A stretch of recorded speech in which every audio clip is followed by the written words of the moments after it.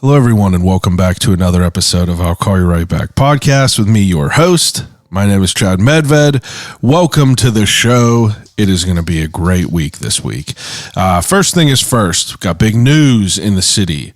Turner Dairy Farms dropped a brand new limited edition flavored milk, but it is with collaborations with a great name in the city as well.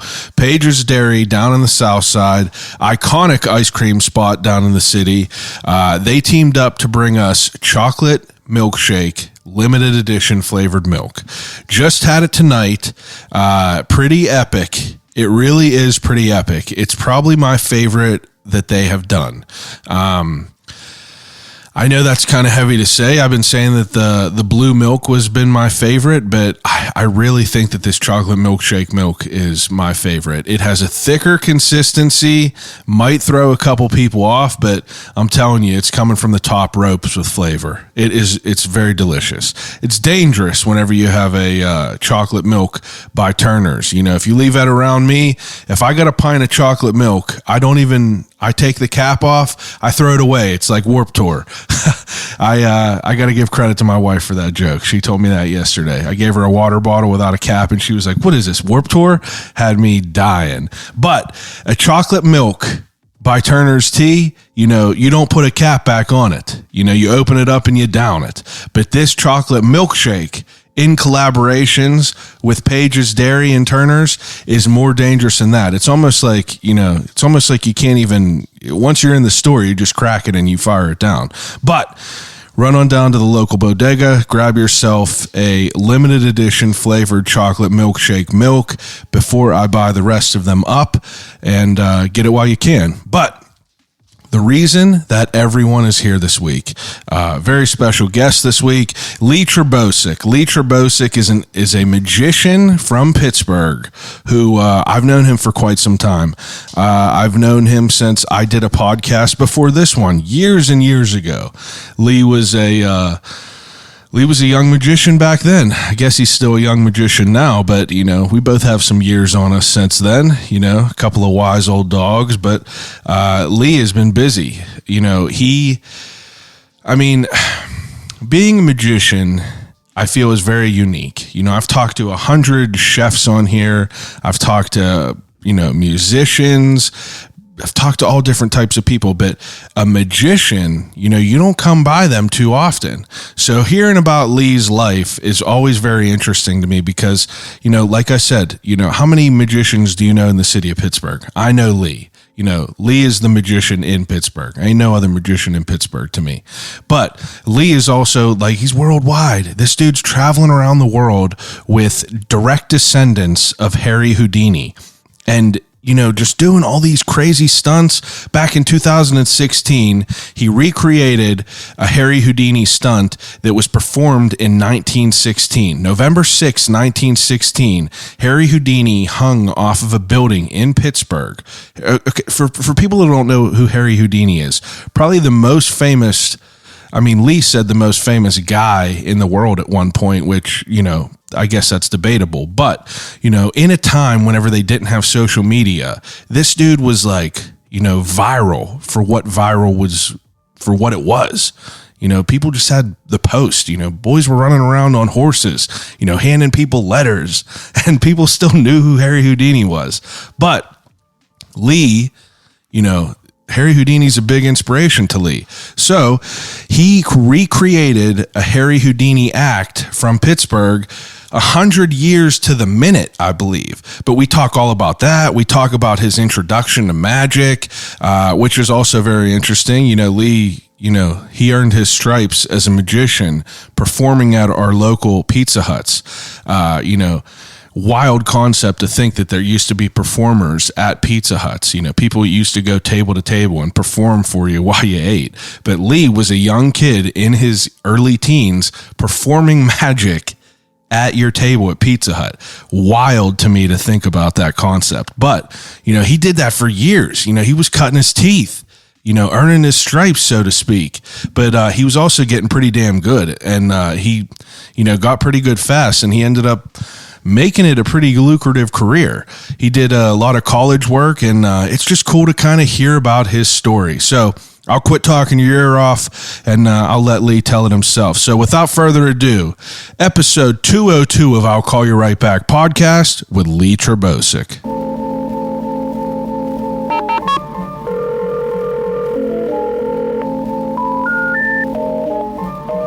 I gotta use the telephone. Hello?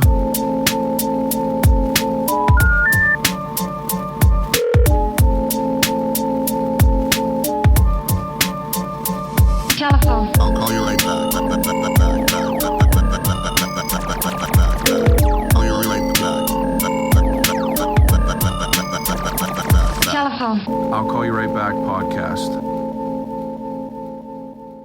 All right. So I did some research. Last time you were in here, March 22nd of 2018. Wow. Okay. 4 years ago. Okay. Long time ago. 4 years. Yeah. It's been a while. Crazy shit happened since then. World shut down. Yeah, it did. You're a unique person in this because you were one of the original people. Of course, the dog barks. It's all good. Yeah, well, it pisses me off as a podcaster. Yeah, right. But you were one of the original people. You were here for the original podcast I did. That's right. In like 2013. I remember it. Yeah. Very, very long ago. So we've had some ties. You've grown. You've grown. We both grown. I feel. Heck yeah. You know, it's pretty wild. That was a unique episode with your guest Todd. What an interesting time. Oh wow, yeah, that's right. Yeah. That back in that old space. Yeah, that old space up at Work Hard Pittsburgh. Right. A lot of stuff has happened in the past 4 years. I mean, you created a couple shows. You were on TV a couple times. The Houdini stuff was past the Houdini 100, but since have been on Houdini's Last Secrets. Yeah. We got a lot of stuff to talk about. Got a lot of stuff to dig into if you'd like to. Yeah, man. I'll tell you whatever you want to know. Now, I have something very, very special to play for you. That I feel is important for you to hear. So, okay. I talked to someone 3 years or 2.5 years ago who was a medium. Okay. All right. Her name is Leslie Gray, the Steel City Medium. All right. Very, very, very, very well known. Okay. And she. I just got to play you. All right. Yeah. Do it. I want to hear it. Because I always knew who I was in a past life. I was Harry Houdini. Oh, yeah. Me and my grandfather and my grandmother racked their brains and couldn't figure it out. My grandmother put me on the couch, said, well, I want you to watch this movie with me. She made my parents go out so that we could watch this movie, and it was with Tony Curtis. Okay. And it was the old movie about Harry Houdini. And the whole time I'm sitting there going, that didn't happen to me. And she went, what? Really? And I'd say, oh, yeah, that's not how I died. And, I ended up having stomach issues my whole life. I've always had stomach problems. And I said I probably carried that in from my past life, So Jeez. I was 4 years old telling them my name was Eric and that I was real popular. Everybody loved me. Pittsburgh was one of my favorite places. And I never knew that until I started talking to John, and John said, oh, yeah, Harry Houdini loved Pittsburgh. He loved to come here and perform. Where does Eric and Harry Houdini, was Eric's that his Harry Houdini's real name was Eric. Oh, okay. So I told everybody, I spoke a different language, and then I came here, and I said I had beautiful blue he did eyes. that. He did that incredible straitjacket escape right off of the news building. Okay, so there's a lot to dig in there, man. A lot to dig in there. The whole episode, I was trying to scrub that episode to find that clip to play for you, because that's one of your heroes that I technically know. So that's him. He's there? He's in the body of. I don't know. Let's just. I want you to picture we had a 2.5 hour long conversation. This lady told me she predicted 9/11. This lady. She told me a lot of wild stuff, but her being Harry Houdini in a past life was the wildest. But I felt that it was important for you to hear that. Only if James Randi was still alive. Fill me in on that. I'm ignorant to who James Randi is. James Randi, he was the guy that became very famous in the 70s and 80s because he had put out he'd put out a blank statement saying if anybody could predict what was in my envelope, you'd give you $1 million. It was like $1 million offer if any medium in the world, if you could tell him what was in the envelope, he'd give you $1 million. Because the dude was worth $1 million. And his name was James Randi. Yeah, he was very, very famous for debunking. Do you remember Uri Geller? I know the name of it. Uri Geller is a medium from the 1970s. Very famous. He would do stuff all over the world, and he would bend metal and move stuff with his mind and all that stuff. All the way down to he even worked with the CIA. I mean, he's an interesting individual. I'm gonna have to look into that. But Yuri always claimed that what he did was real, and from the magic community and the Houdini world, where I stand, I know that that's not true. Yeah, and so I can call bullshit on all that crap. So, but with James Randi, how he fits into the puzzle is, one, he's a brilliant magician. But he's the one that set up this kind of a challenge towards Uri Geller and any other medium. Yeah, and none of call them, their shit. None of them could do it, right? And there's actually some famous videos out there if you want to look them up, but where Uri Geller was on the Tonight Show with Johnny Carson, and Johnny Carson was a magician. Was he? Oh yeah. Yeah. Wow. I can even tell you a little side story where my mentor, Paul Gertner, he used to fly out to Los Angeles and go to Johnny Carson's house and teach him magic tricks. But that's another side story. We can get into that in a second. We're going to get into that in a second. So I was taught by the guy that taught Johnny Carson. So, but Johnny was having Uri Geller on the show, and Johnny Carson being a magician. Yeah. He was always having magicians on the show. Yeah. So he just happened to be having Uri Geller on, who happened to be a medium and a mentalist and, a psychic and doing, doing that type of magic.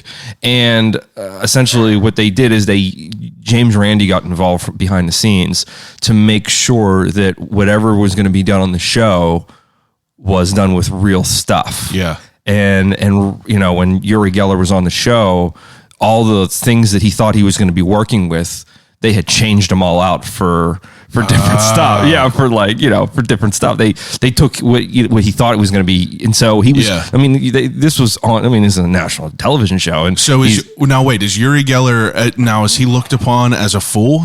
Kind of, in a weird way. He's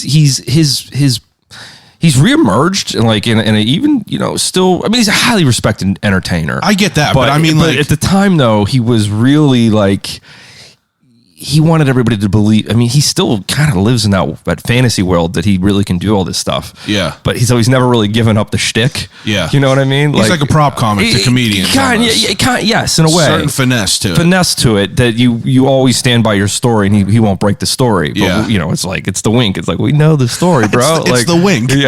So, but he was on that show, and of course he was embarrassed because he said he couldn't use his powers, and because tried to play it off. But anyways, James Randi was a guy who put out this famous $1 million bet that if anybody never won the bet. I never heard of it. That's awesome. So I would say to that person, if you're really Harry Houdini and you really, because I do think it lived on. I'm not 100% sure on this, but I feel like because it was so famous, that I think in a way that bet is still in existence. Is he still alive? No, he has passed on. Okay. So, but I feel like there got to be someone out there. I think there was a crew of magicians or mentalists that probably kept that idea afloat in the modern day, even after he's passed. But who knows? But it's interesting because I'd be more than happy to write something down on an envelope and bet whoever that person is. I'll bet $1 million that they can't guess it. So if she wants to take up my offer's on the table. I'll put $1 million and I'll write something down on an envelope. You can tell me what it is. See, I'll give you. I ain't giving you $1 million, but I'll give you close. It's just in that situation, I go into it open-minded with everything. Right. Yeah, you kind of have to. You got to. Yeah. And I just, what am I supposed to say to that? What am I supposed to say whenever she's looking me dead in the eye and saying, I predicted 9/11? I drew a picture. Well, why didn't you call anybody? She said that she gave a drawing of a note to a guy in a bar, and he did not go to work that day because of this note, contacted her employer. I just started scrubbing this episode and listening to it again. Right. And it's just like, it's pretty wild. Wow. I'm going to have to listen to it all again. Well, but acid's an interesting drug to take. So I felt that it was important for you to meet Harry Houdini in a six degrees of separation. yeah, that way. was interesting. All right. Now, for you to, like I said, we've had multiple instances of talking together. I feel I've grown into a better interviewer than I was in the past. So I feel like it was only right to have you on again to give you a proper interview in a nice space. We're not sweating to death in an apartment. And I appreciate you coming out to talk to me about this all day. So, as a magician, I talk to people, beekeepers, funeral directors, people that have the regular 9 to 5s. Right. A magician is not a regular 9 to 5. No, I don't. How many years have you been doing this? Oh, let's see. I started when I was like 14? 10 years old. And I was a 10-year-old kid. Okay. I saw magic as like an 8-year-old. I was at a party and, I saw it and I was intrigued by it. And of course, I remember like around 9, I remember seeing like David Copperfield on television. But at 10 years old, that was when it like kind of really kicked in. Yeah. And so mom and dad took me to the local library, Carnegie Library in Homestead.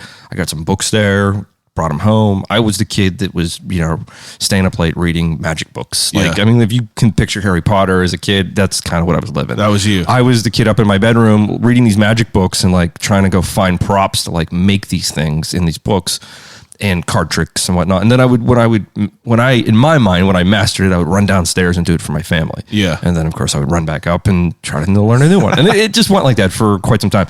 But that really changed in around when I was like 13.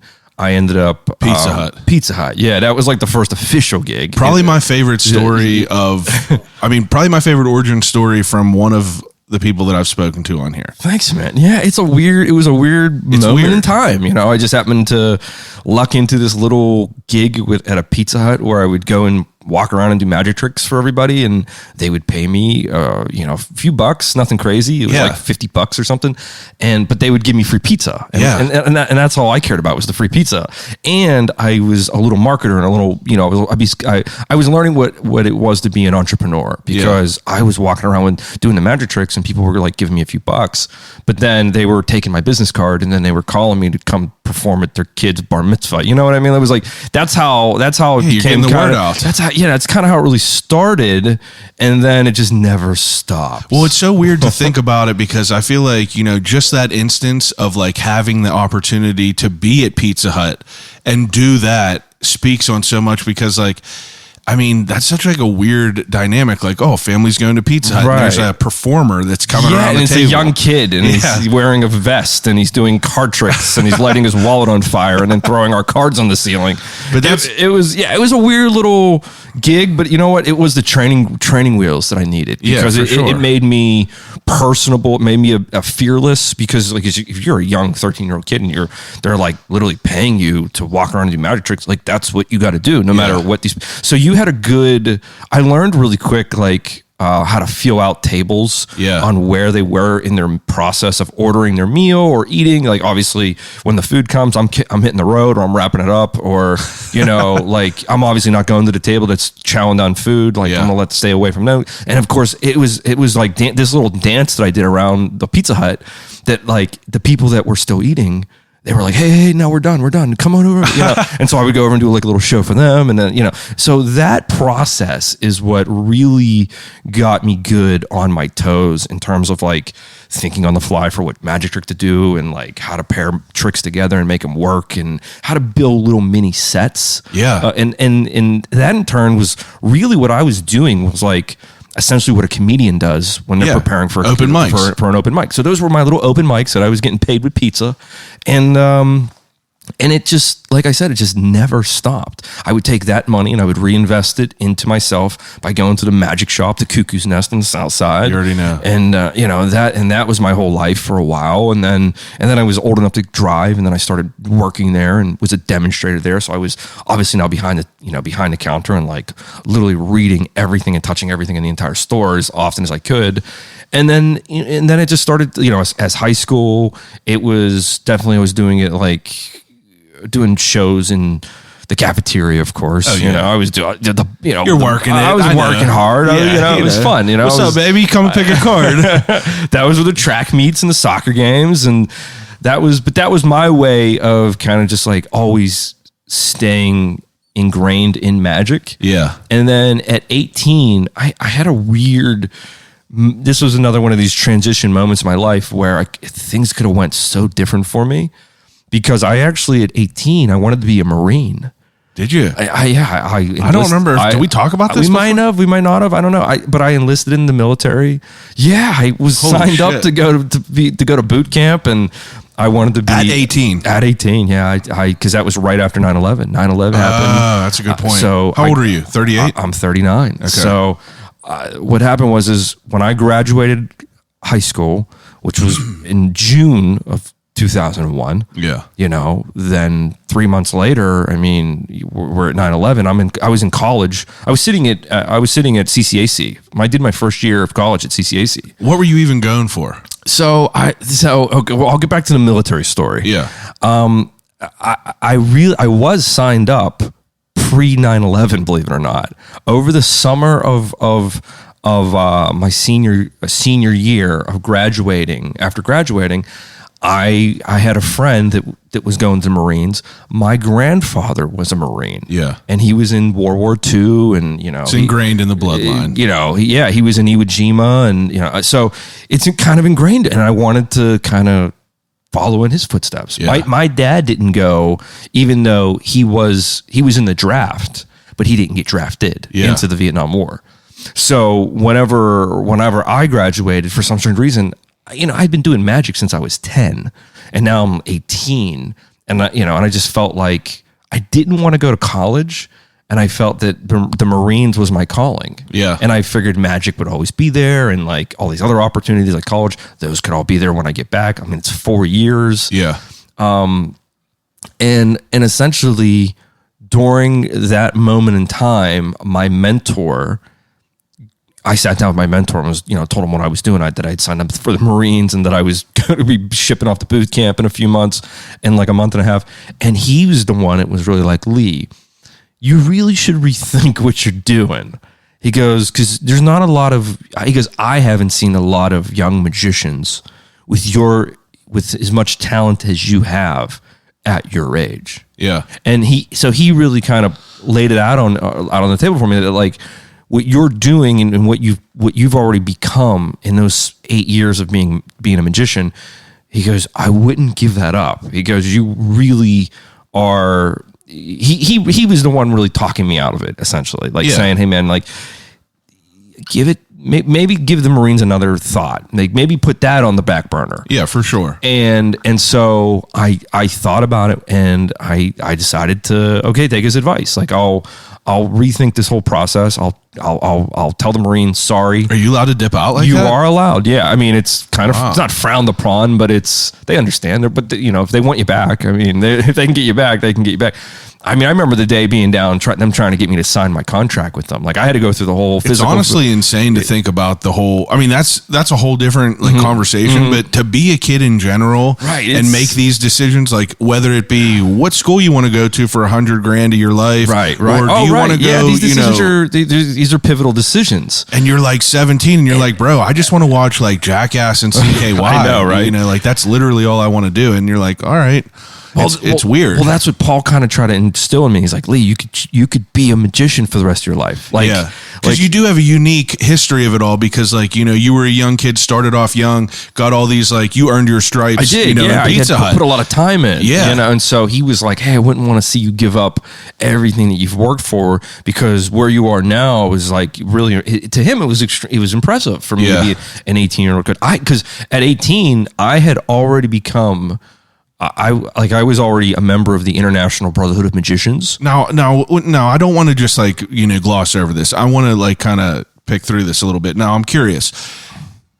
I did a little bit of magic. I know it's very difficult to like, you know, do all this stuff. It's all repetition, muscle memory. Like you just got to put in your time with it. Were you someone that gravitated towards it, you know, just very quickly? Because like working with cards, like card flourishes and everything like that is definitely something that like, you know, I'm sure people gravitate towards it, but like, you know, you got to put in your time. You definitely do. Yeah. But that was those early years that I was obsessed with it. Yeah. So I'm sure you're just messing around with cards all the time. I was the kid. I didn't leave my house. I didn't have summers. Like I was just completely, Oh yeah. You got them. That's nice. 2013. No big deal. Those are old. Yeah. You got one of the OG packs. I got obsessed with a pack of cards at 10 years old. So card tricks became kind of my forte. They became kind of my favorites. Yeah. But also as I got older and I learned all the history of magic became kind of what I became fascinated with, and of course latching on to Harry Houdini and that whole episode of my life. But at 18, you know, having all the time I built into learning magic and getting skilled at it and building up and creating and, you know, and building in even your imagination that it takes to create magic. Like that's a special gift. I do think that being a magician is one thing and knowing how tricks work, being able to create magic with your own imagination and your own tool belt that we have is another type of gift. And so I was at this junction point at 18 where I had all these things working for me, and I essentially decided to go in the direction of, hey, let's go to college, let's go to this entrepreneurial life, and let's see if I can make magic my whole. Are you making money at 18? Oh yeah. Like you're very doing, good. Okay, I was doing well. I was, you know, working for. Doing little corporate gigs. It's also interesting to think, like, you know, the idea of, you know, most young kids like out of high school and shit, they're like, man, I'm going to deliver pizzas and hopefully make a buck and like try to figure out my life. But if you're like someone who is already like established and you make that conscious decision. At 18, I remember filing my EIN. Oh yeah. Yeah, like getting my like sole proprietorship on my business. Like, that's dope. Because when I was a senior in high school, I wrote a business plan in an entrepreneurship class where they wanted me to take it to this like FBA, you know, one of those like organizations where you could like submit your business plan to get awards. And I was like, I didn't want to because I didn't want to waste the time. I was like too busy into like doing other things, but they were wanting me to because they were like, you wrote a really good business plan and it's so unique because it's from the perspective of being a magician. Yeah. How many people do how many business plans I get from magicians? Yeah. You know what I mean? And I just listened to all my competitors and what I was going to do in my 10 year. Was there a lot of competitors? Well, you know, it's funny. I still have it, and I found it like maybe I don't know. Your business plan from high school. I found a business plan from high school. It's in my archives in my office. Did you live up to what your hopes and dreams were? I did okay. That's great. That's cool. I did well. I surpassed it, I think. But I had some pretty good big goals in there That's interesting to think about, like, you know, the competition in the certain career that you're, you know, eyeing up. Right. Because, like, you know, I would assume 99.8% of the people that listen to this are like, you know, I can name a couple other magicians. Definitely don't know any other local magicians. You know, so well, that's what I learned quickly in the early days about branding. You know, I learned about marketing. You've always been very good at it. Like these cards, like these are why I've kept these since 2013. Like whenever you pulled up to the original podcast with a deck of very good quality, because like I have 100 stacks of cards there, all in there. Yeah. But like the quality of these, unreal. And thanks, then like, man. And I'm working on some new stuff too. I've had some time to think about what I want to do next and different, you know, the different chapters I'm going into my career. And so I have some plans coming out that you'll be seeing in soon. I'm looking forward to it. Be talking about, but yeah, marketing and that I didn't know I really had a talent for it until I really got into college, because when I was going through college I went my first 2 years at CCAC up in West Mifflin. Legendary. And yeah, I did a lot of stuff there. That was a fun time.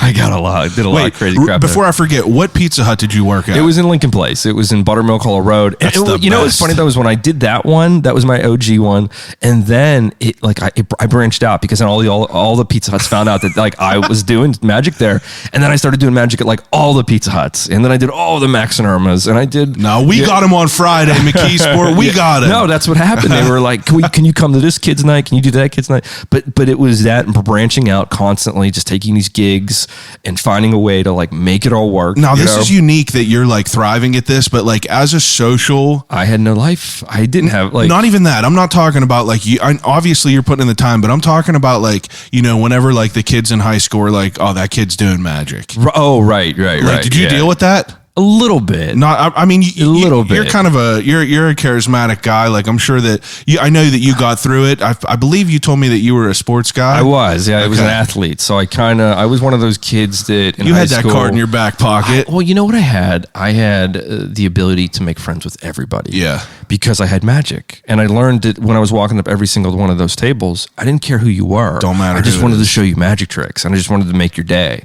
And that's what I learned. I learned that what my talent really was. It was a way to make people's days. Yeah. And so, because how many people get to see live magic, like, or even really good live magic? Yeah. You know, everybody has that uncle that pulls their finger off and does like the shitty card trick at Thanksgiving. But like, when you get to see professional sleight of hand, You're like, I have no idea and you how have that no happened. fucking idea how this shit works, and it blows your mind. That's you can instantly change someone's day, afternoon. You can make, and I've had moments through my career where I've been with people where they just found out they had cancer hours before, and they told me that the 20 minutes I was doing magic for them, they forgot all about what the shit was on there, the shit that they were dealing with, and I was Unreal. like, that's an impressive thing to be able to have that at Hell my yeah. fingertips. So being a little orchestrator of that and knowing that, I have definitely kept that in the back of my mind when I'm doing stuff. How lucky I am to be able to use my talent to amaze people every day. But that's how it went through high school, and so I was doing magic at the sporting events, but I was also in the talent shows, and I was in the theater, and I did the You did plays and shit? I did, yeah, I did some plays. My biggest regret of anything of all time is not doing any theater. Theater in high was an school. interesting. Yeah, I really loved acting and improvisation and voice, and I took all that stuff. That's the best. And even when I went into college when I went to Robert Morris University, when I was at RMU, now I was in the part of my career where I was traveling a lot more. I was really busy, and any of the the optional classes that the blow off classes, you try to get the easy A's in. All of those classes. So I was a business and marketing major. So I'm taking marketing, business, accounting, business law, tax, stuff like that. You're learning how to run your business. You learn how to run a business, Yeah. right? But all those extracurricular ones where you're going to take the blow off classes, I took classes that were anything that had to do with me on stage or anything that had to do with like the creative process. Like I took a movie making class. It was one of the best classes I ever took, because our entire class, we had to make a movie. Like the entire, there was only like 15 kids in the class. It was a smaller group, but through the entire, 9 weeks, 18 weeks or whatever it was, you had to write a script. You had to form a production company. Yeah. You had to literally learn how to make a movie. You're adding tools to your toolbox that are relevant. And all those were relevant to me. Yeah. Because you're not taking ceramics or scuba diving. Right. I was learning how to operate a camera. I was learning how to edit photo. I was learning Photoshop. I was learning Final Cut. Like I remember sitting at Robert Morris University working on a Final Cut. This was back when Final Cut was like brand new. Like, that's such a cool idea. Like, it always is mind blowing to me whenever people have like the mental, the thought that like they know what they're working towards. Right. Because I had no idea. And a lot of people don't know. And that was my lucky thing, is that I knew what I wanted to do. I just didn't know I wanted to do it my entire life. You know what I mean? For sure. Because at 18, I got that I had the gears going in a different direction, and then I got straightened out. And then as I got through college, when I graduated, I knew what I really did want to do. I knew where I was going. Yeah. It was just I wanted to get there quicker. Yeah. But luckily because I thought those 4 or 5 years of college that I put in, I thought that held me back, because I was seeing other magicians that were not my competitors, but like my era, young guys that were my age that were already out doing bigger stuff and getting a TV gig or something like that. And I was like, shit, like I felt like I was behind, but I had something they didn't have. I had this weapon of education. You had the back end of it all. I had the back end already. I did all the hard work already, and I did really good in college. I get really good grades. And the way I got good grades was I incorporated my art into every freaking class I had. Any type of presentation, I worked in some type of magic trick all the time. So cool. And the other thing is that I constantly worked with the teachers in what I mean is, like, I would tell them, like, hey, what you're teaching me, I'm doing. Yeah. So if I don't make your class, just know that I'm on the other side of the country doing a magic show for a company. Like, it's like I'm getting experience. Right. Like you're talking about it in the class. Yeah, I'm right. living it. I'm right living now. it. Yeah. So that was an interesting moment. And then once I graduated college, I then had like this toolbox. I went and got the agent and the manager. I ended up getting, Now, let me ask you before you even got the agent and manager. So, like, if you're someone who's just like you're a free agent and you're just doing all this shit yourself, it's like, how does a magician, because this is in what year? 2005. So we don't have like the 2006. phones that we did. So it's like, how are you booking shows as a magician? Like, are you calling clubs and shit? How does that work? Yet. No, I wasn't into that yet, but I mean, I did do cold calling for sure. Like I would call Pizza Huts and, or I would call restaurants. And by that time though, I had already kind of built a framework for myself. Yeah. That I had so many opportunities that I really got to almost, I grinded it. Don't get me wrong. There was grinding days and there was those shows I couldn't believe I was. But you were probably more able to pick and choose what you want to do a little bit. I was getting to stay pretty busy. I was finding ways to stay busy. And that came with like, right after college, like I said, I got the agent and the manager and like, the lawyer and the accountant. I set up the whole official, set up the whole framework. But then I ended up landing a big gig with like Dave and Buster's. I was doing stuff with them during those days. So I was working with bigger clients that were paying. I could ask for bigger fees. Yeah. And so those helped because as I was going through these moments, I then found a new market that I wanted to go after. And that was the college market. Yeah. And I went hard into the college market right at that same time. Like when I was right at the tail end of my college career, I was now performing at colleges. Were you always an in-your-face magician? Like, up like I was doing card both. tricks No, in I would front of you? would do both. I was both a close-up guy and I was also a stage guy. I was doing stage shows when I was like 11 years old. I was. In your opinion, what is obviously I'm sure it depends on what your tool belt has in it, so to speak. But what is more difficult, do you think? Like, obviously there's pros and cons to it. You're on the stage, you have your own area, people are away a little bit, Right. but then like if you're up close, it's like more punchy. They both have their own Goods and bads, I'm peaks sure. and valleys for sure. And with close-up magic is obviously way more technical than stage magic, but stage magic takes such a personality and such charisma to really carry a show, and you have to be fearless on stage too.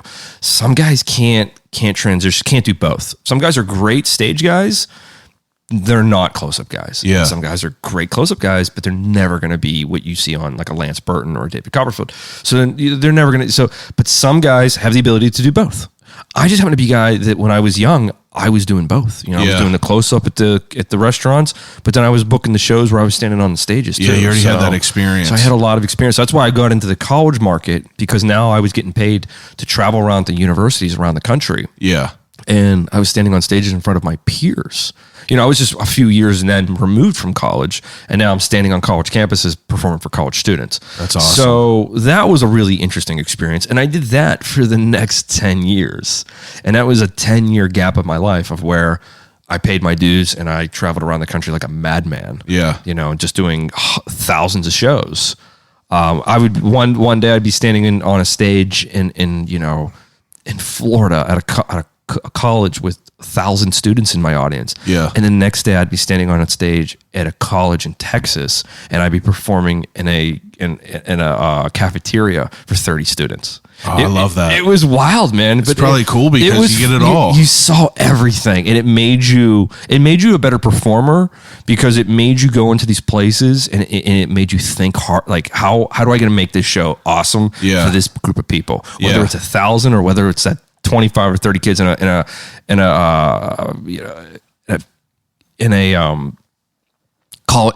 just sitting I get what you're saying. in a college cafeteria. Like, you got to bring the energy. What I mean? You got to bring a show. You got to make whatever your elements to think are. About that. So that really honed me as a performer, because in order to get the audience sometimes to my actual shows, because when you go to these colleges, like, yeah, they put up your flyers and they put your name everywhere, but like, You ever get heckled from a college kid?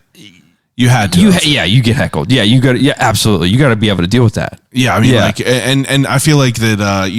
On your, I feel like you would call yourself a magician / comedian. Yes, right. Yeah. So you heckle me, I'm gonna hit you back. Yeah. So you're dealing with a professional. At least you have that in your toolbox. I have that in my toolbox. Right. Some other people would probably just they probably buckle. They wouldn't. Yeah, they wouldn't be able to handle it. There's even certain colleges that were like known for heckling too. I bet. I went to a few. I performed at a few of them, and it was like. No. Yeah, you can. I mean, there was one school where you walking on stage and they just were like, "Boo!" Yeah. They just like, boo, and you're like, "What did I even do anything?" Yeah. And then you're like, "I just got to eat shit for the next 25 minutes." I know. Deal with it. But one of the things you would do is like when you're on these college campuses, like they would promote your show, but like in order to really get a good audience there, you had to go out on your own on the college campus, and you had to do close up magic and like lure them in. And I was pro because I just was using my old days of like the Pizza Hut or like the restaurant days, and I would go into the cafeteria and I would pull 300 or 400 kids just by letting them film me. I would always be like, "Hey, take out your phone. Let's get on social media." This was back in the early days of social media. Yeah. And so I would be getting on the Snapchats and be like, "Hey, come see me at this location at this time," and it would work. And I would come back and so colleges would then, because I was a really good marketer, I was really good at selling a show. Yeah. At their college, and so they were impressed when their money that they feel like they're giving to they're paying an artist. Some guys just show up, do their set, and leave. Right, and they don't care. Yeah, they don't put in the extra to do it. I put in the extra time because I knew what that equated to, a rebooking. Yeah. And when you're paying me this amount of money and you're going to pay it to me again and again and again. Yeah, and your again, retention rate I'm is trying to way retain more. these clients. You know what I mean? So that happened a lot through the college days. And then, then we get into a moment of my life in 2010 where I'm out of college. I'm performing all over the world, doing all kind of cool stuff. And then Paul, my mentor, says, "Hey, Lee, you want to come to New York with me for a weekend?" And then boom, that's how Houdini 100 began. What do you mean? How did it just begin from a weekend? Well, Paul, being my mentor, he said, "Hey, I'm doing this magic show." He's the guy that taught Johnny Carson. Yeah. So he goes, "Hey, I'm doing this magic show in Manhattan. I want to bring you up help you run my tech, because like I know his show inside and out. Yeah. I know when to play the music and when the lights do this and all this stuff." So I went up with him, ran his show for him. And then afterward, 2 days later, we were packing up at the car. We're going to just come back to Pittsburgh. And it was like a trip to New York with, which are like your hero. Yeah. And it's a great opportunity to like ask him questions on that ride up. I got to pick his brain on a million things. And hey, what was it like to sit on Johnny Carson's couch and do magic for him? He told me all kind of cool ass stories that I'll never forget. And, but at this moment, when we're getting ready to come back to Pittsburgh on that Sunday, he says, "Hey, before we get back to Pittsburgh, do you want to go see if we can find Harry Houdini?" And at that moment, I was like, "What the fuck are you talking about? Like, what do you mean? How are you? Where is Harry? What are you doing, Paul? Like, I don't know what you mean."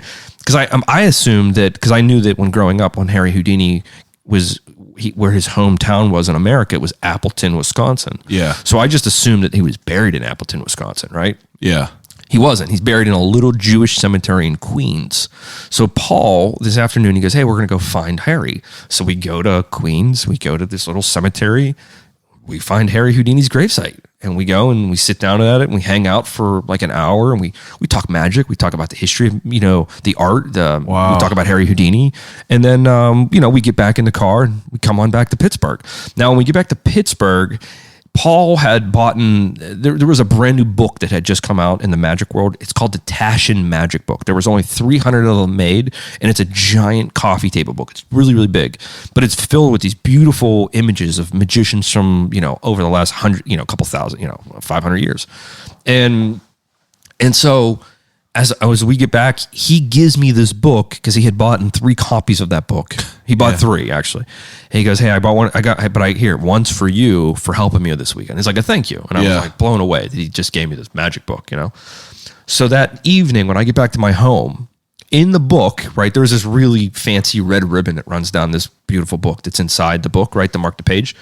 I literally opened the book at that red ribbon page, and it was on my dining room table, and the photo that was staring back at me was the black and white photo of Harry Houdini hanging in downtown Pittsburgh. Wow. And I knew, and then that was even before I looked at another page. I was like, "What is this?" And because immediately when you look at that photo, you go, "What am I looking at?" Because it just looks like a black and white photo of a city. Yeah.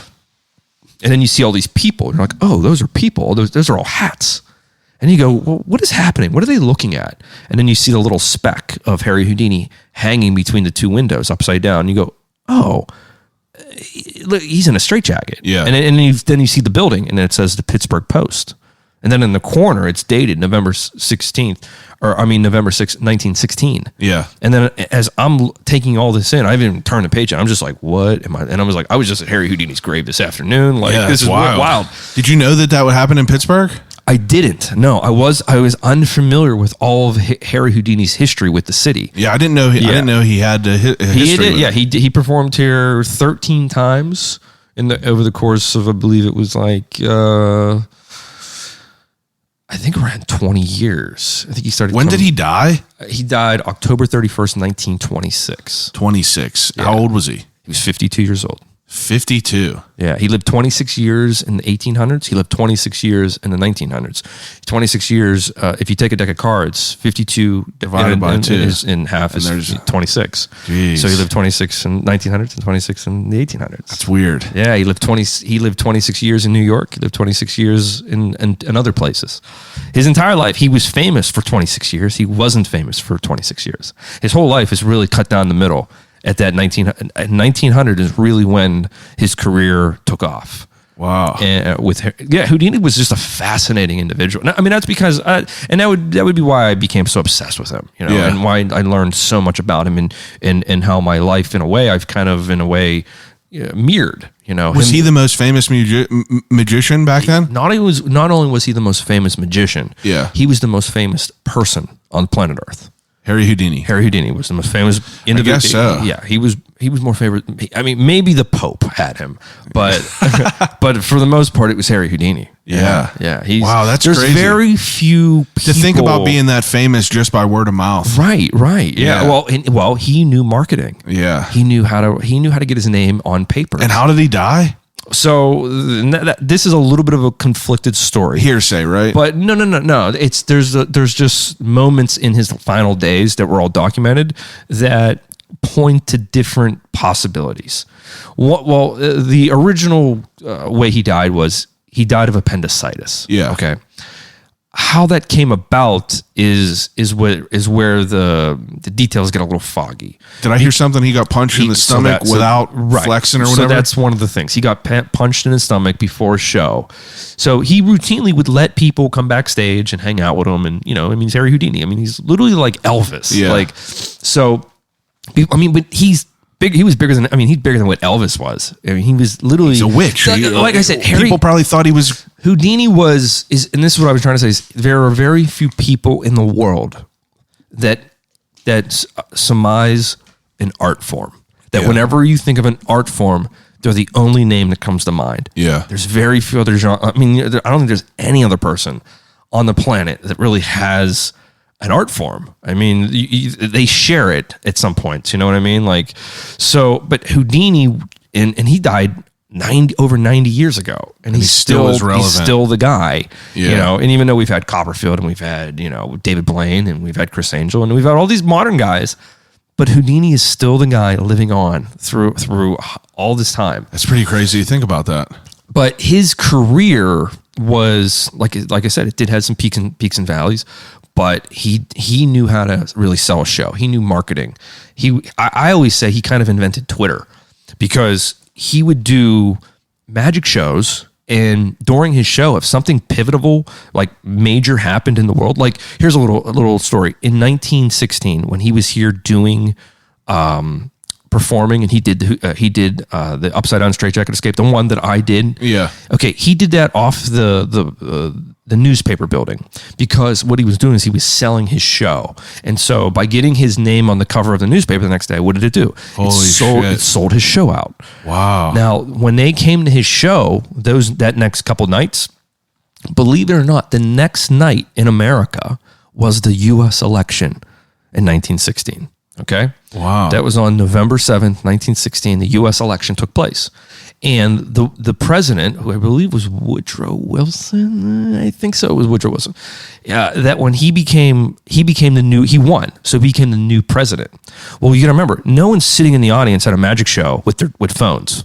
They don't know that there's been a change in the presidency. Holy they don't even shit. know who their president is yet. Yeah. Harry Houdini ended up getting that information backstage.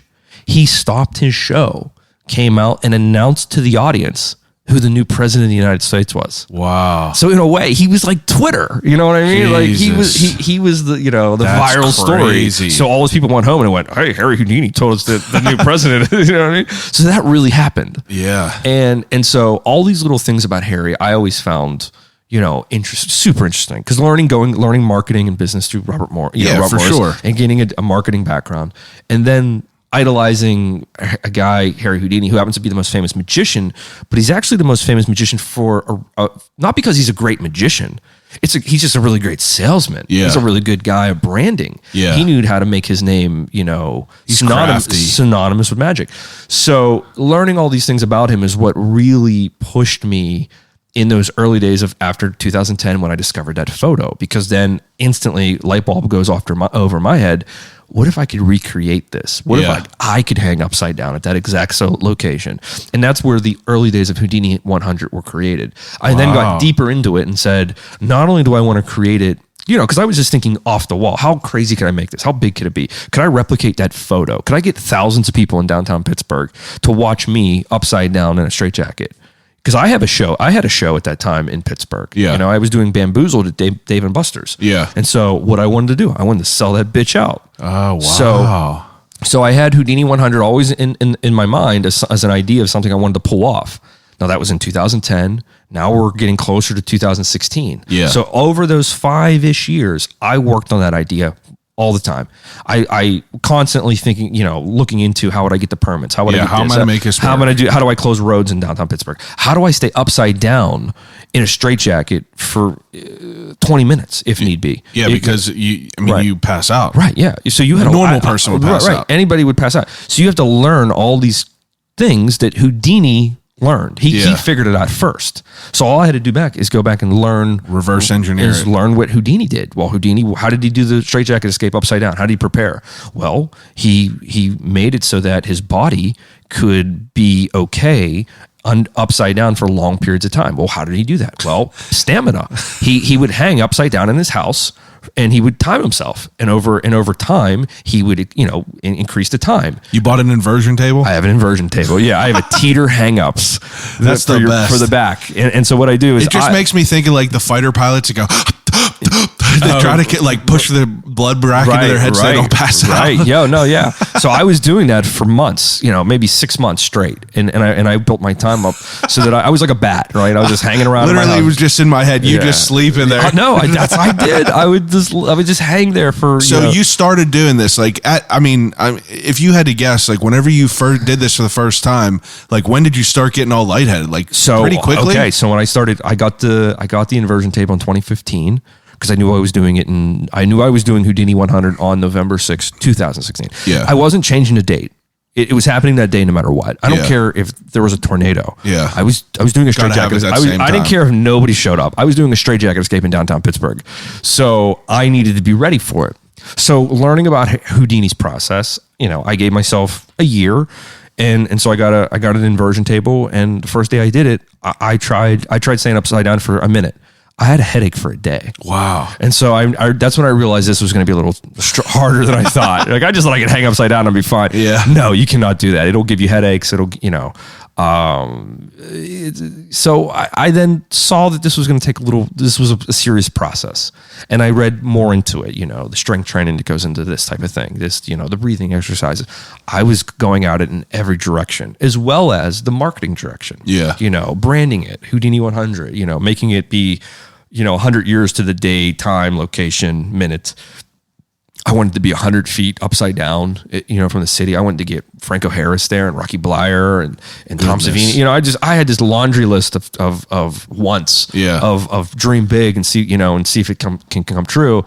And it all just kind of worked. It all just kind of happened the way it was supposed to. And luckily the day was beautiful. And I did it. Dope photo. And I was able to replicate the photo, and I was not, I didn't die. That was a big part of That's it. awesome. Not dying. I mean, I remember signing away my life to the city of Pittsburgh. I will, my estate will not sue you if I fall or something. So, that went really well. And then of course, like I said, this was now 2016, and I've been doing magic, literally half my life. I never thought I would be doing crazy, daredevil shit like this. Was that the first what would you call that type of like stunt? Like obviously you doing like card magic in front of me is something different. That type of stuff is like daredevil magic. Yeah. It's like, that's like David Blaine type shit. Yeah. You're conditioning your body, not just like full in the eye. Right. Yeah. I'm just not warming up my hands. This is a full now, body. Was that like the first time you did something like that? Or did you have any other in your... So I have done the straitjacket in my act since I was like 16 years old. I had gotten a straitjacket when I was 16. And I learned how to get out of it. Who puts it on for you whenever you first get it? My mom. Yeah. Mom, put me in this straitjacket. I want to roll around in the kitchen for a few hours. You bought it from a magic shop? So they're real straitjackets. Yeah, you could get them in California back then. They still made them. They don't make them anymore. Straitjackets? Yeah, they're very rare to find. Most of the times you're finding them on eBay. Wow. So they become not as easy to find, but they back then they were very easy to get. So there was a company in I guess Los Angeles or somewhere in California that still made them for hospitals. I mean, they were legit jackets for hilarious. Hospitals. You had to get your mom to put it on while you were a kid. Yeah, and they're all built to your size and weight. And so then you're sent. Came in the mail, and then I said, Mom, we got to put me in the straitjacket. So they did, and they made it super tight. And then, but I knew I learned the process of how Harry did it, how to stay calm, all the variations that go into doing it. And of course, I didn't get out of it super, very fast the first time. I mean, it took trial and error, but over, the next couple months of learning it and playing, doing it over and over again, I was able to do it and then get good at it and then be confident enough to do it in front of an audience. Yeah. And then as I became confident doing it in front of an audience, now remember, when I'm doing it on stage in front of an audience, I'm doing it as a comedy bit. Yeah. And it's still impressive to watch somebody. More into it though. Yeah, but you're standing on your feet though. Yeah. So you're not upside down. You're not upside down. There's no real risk. Have you ever been on stage and tried to do the straitjacket where you could not get out of it and you were like, No, I've never had that. I've never had a chance where it's hung, where it's. Would that be the most embarrassing thing? Do you think? No, you know what it wouldn't be? And I know it wouldn't be because it would be funny. That's how Harry Anderson did his straitjacket escape. Harry Anderson. Remember Harry Anderson? He was the Harry the Hat on Cheers. I know exactly who that is. I didn't know his name was Harry Anderson. Judge Harry Stone from Night Court. Remember Night Court? Yeah, he was the judge. I remember from Cheers. That was Harry Anderson. And of course, he was Harry the Hat on Cheers. Well, Harry Anderson he died a few years back, but he was one of my favorite comedy magicians. But he would do the straitjacket in his act, and he would do it. He would get somebody to put him in it, and this whole thing, a whole story, and it was so funny. And he'd get in it, and he'd start trying to get out of it. He'd just say, "Fuck it, I can't get out of it," and have someone come up and get taken off. But that was the bit. Yeah, it would kill. He's like, "I'm too old for this shit," and someone would come up and take him out of it. But so him not getting out of it wasn't. I'm sure he could. He eventually could. Yeah, but it was just a really good bit. But no, that's never happening. But that would be really embarrassing if that happened while you're hanging upside down in front of thousands of people. Oh yeah. So I made sure that the day I did it on November 6th, that everything was going to go according to plan. Obviously there were some things that, could have gone in different directions with that whole day. Was it a beast to try to get all the waivers and everything? You know what? It was quite a bit of work. Yeah. Worth it though. But it was worth it. And shout out to, Mayor Peduto and that the whole team of people that helped me. They really embraced it because, when you tell them like, hey, I want to get in a straitjacket and replicate a Harry Houdini stunt, they're like, they look at me like I was a crazy man. I bet they would. They'd be like, what do you want to do? But no, they were great. They were open to it, and we were able to pull it off. And then since then, I've had other plans to do other things. Like I've said I would do 3 public stunts in my career. Yeah. I've done the first one with Houdini 100. I did have one planned for 2021. That didn't happen though because of the pandemic. Yeah. So now I'm at a point where I'm thinking about when I want to do it. It could happen this year. Nice. Or if it doesn't happen this year, it'll happen next year. All right. So working on stunt number 2. That's good to hear. That'll be similar to the Houdini 100. Just as crazy. just as dangerous. But after the Houdini 100, that was what took me into Houdini's Last Secrets. Yeah. With Discovery Channel. Now, so I was reading a little bit about this. Houdini's Last Secrets was you traveling around with Houdini's great nephew. Yeah. George Houdini. Yeah. He's the man. He's so much fun. So, I mean, for you, obviously Houdini to you is like, yeah, the biggest thing you could be. Here, I'll tell you how this all even started. What's the age difference? I'm curious. So just off the bat. He's in his late 60s. I think he's 68 years old, right? Okay. He's a cowboy out in Page, Arizona. My goodness. Yeah, he's an interesting guy. He's so much fun now. He's like my big brother. Well, so after Houdini 100 was over and I was done with it, and I thought this whole roller coaster ride with Harry was done. Like I thought I was going to move on to my next thing. I then get a call a few months later from a talent developer from New York that said, "Hey, we saw your thing that you did in Pittsburgh. We love it. We'd love to see if we could create something for you built around that exact idea that you did." And I was like, "So you want me to recreate Harry Houdini stunts around the world?" Yeah. And they were like, "Yes." Real quick, did you have to get approval from his estate to be able to No. use his name? Okay, I didn't. No. I was just curious. So he wanted you to go around and try to recreate these. George wasn't even involved yet. The Houdini wasn't even a part of this equation yet. They didn't even have a name for this project yet. Oh, okay. This was still. They were inspired by what I did. Yeah. And they were like, there's something there that we could make. Yeah. They saw Project or a TV show out of it. Now, did that go pretty big, as far as publicity? All over the world. Okay, that's what I figured. I remember it being crazy. It was played in 160 countries around the world. That's wild. It was wild. I was getting, people that were telling me that they were fans from Australia. They watched it and That's dope. Crazy stuff like that. So, but how that even started was they called me. They said they saw the stunt. They'd like to come up with something. Well, I didn't hear anybody for 6 months. Yeah. 6 months go by and they say, "Hey, listen, we got this cool thing and we'll be in touch." So then another 6 months go by. I hear nothing. Yeah. So now we're a year removed from Houdini 100. It's now 2017. Late 2017, and now things are starting to cook. They came back again, and they said, "Listen, here's what the idea is." It started to frame it for me, and it was not until summer of 2018 is when everything started to fall into place Of what it was going to be. Of what it was going to be. It was because then the network had signed off because I had to sign this whole contract with Discovery Channel and it was a development deal. Yeah. It's essentially what it was. It was a development deal. We hear about a holding deal is for when they hire for when a network wants a comedian for a sitcom. Give you a check. You're there when you need it. They put you in a holding deal and they go, "We're going to give you money. You can't sign with anybody else, but we're going to develop something for you." Yeah. And sometimes it works out and sometimes it doesn't. And in this term, it did because I was in a holding deal with them. They're developing this show with me. And I'd already done America's Got Talent. I've already had TV experience at this moment. I have a TV agent handling my stuff. I'd done a lot of commercials by now. And so these guys are pitching me all this stuff in this holding contract.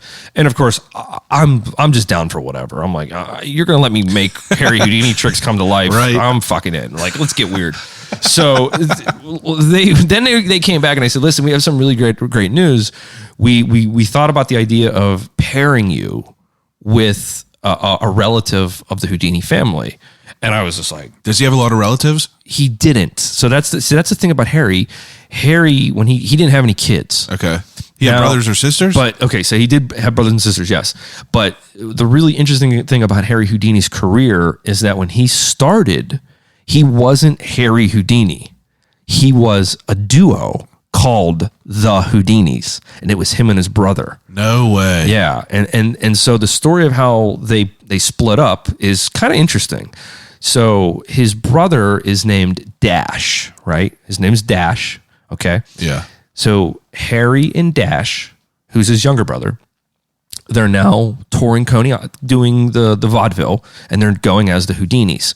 And when they come to Coney Island, Dash meets a girl in Coney Island, and he starts dating this girl. Well, Harry meets Dash's new girl that he's dating. And what does Harry do? He steals her.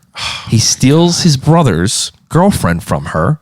Now, not only does he steal his brother's girlfriend, he then kicks his brother out of the act. He then says, I don't want to be a two-person team anymore. I want to just be Houdini, Harry Houdini. Sorry, Dash, you're not going to be part of the show anymore. And your ex-girlfriend, who's now my girlfriend, she's now going to be my wife. He married her within a week or two of meeting them. Meeting outrageous. her, and that was Bess. And so Bess then became his lead assistant in Harry Houdini shows. Oh wow! And so what happens to Dash? That's whatever. It's like what happens because it's the Houdinis. It was like the beginning of it was like the beginning of a Penn and Teller. Yeah. And then he was like, "Sorry, Teller, you're out of here." Right? He became the guy who wears the mask who debunks magicians. But kind of. So what happened with Dash was really interesting. Harry goes on to superstardom, right? Yeah. He's a famous magician all around the world with Bess and becomes a multi-millionaire. Dash decides, I want to keep being a magician. So he creates the name The Great Hardin. Hardin. So it's a play on Houdini. Yeah. So and so he would go as Hardin, the brother of Houdini. Oh, so wow. they were kind of, in a way, he was marketing off his own brother's success. Now, let me ask you this. Houdini. Obviously, Houdini is referred, like people equate that to magic. Right. What does that name come from? Do you have any idea? Oh, yeah. So Harry's real name is Eric Weiss. Yeah. Okay. That was his Hungarian. I learned that from Leslie Gray. Yeah. That was really Harry. So Harry's Jewish Hungarian name was Eric Weiss. Okay. Whenever he became Harry Houdini, this is how you could have asked if they would have known this, because Harry would know this. I'll call her right now. No, I'm just kidding. No, so Harry's name came from this. There was a magician in France in the late 1800s who was the shit. His name was Robert Houdin. Okay, French magician Robert Houdin. Houdin put out a book with all the secrets of his magic in it. Eric Weiss, a young 10-year-old kid, just like how I was a 10-year-old kid, going and get a magic book at the Carnegie Library. Harry got a magic book, and it was the Robert Houdin book. Okay, so he's reading the magic of Robert Houdin. Yeah. Now, at this exact same moment in America, there was another famous magician that's an American magician named Harry Keller. Okay. I've heard of him. Harry Keller, yeah. Yeah. So there's Harry Keller and there's Robert Houdin. So as Houdini starts to grow up and he's in his teenage years, right? And he's now, playing with the art of magic and building a stage name. Yeah.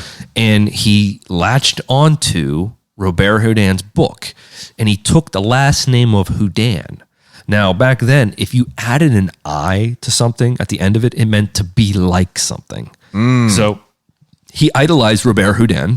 He wants to be like Robert Houdin.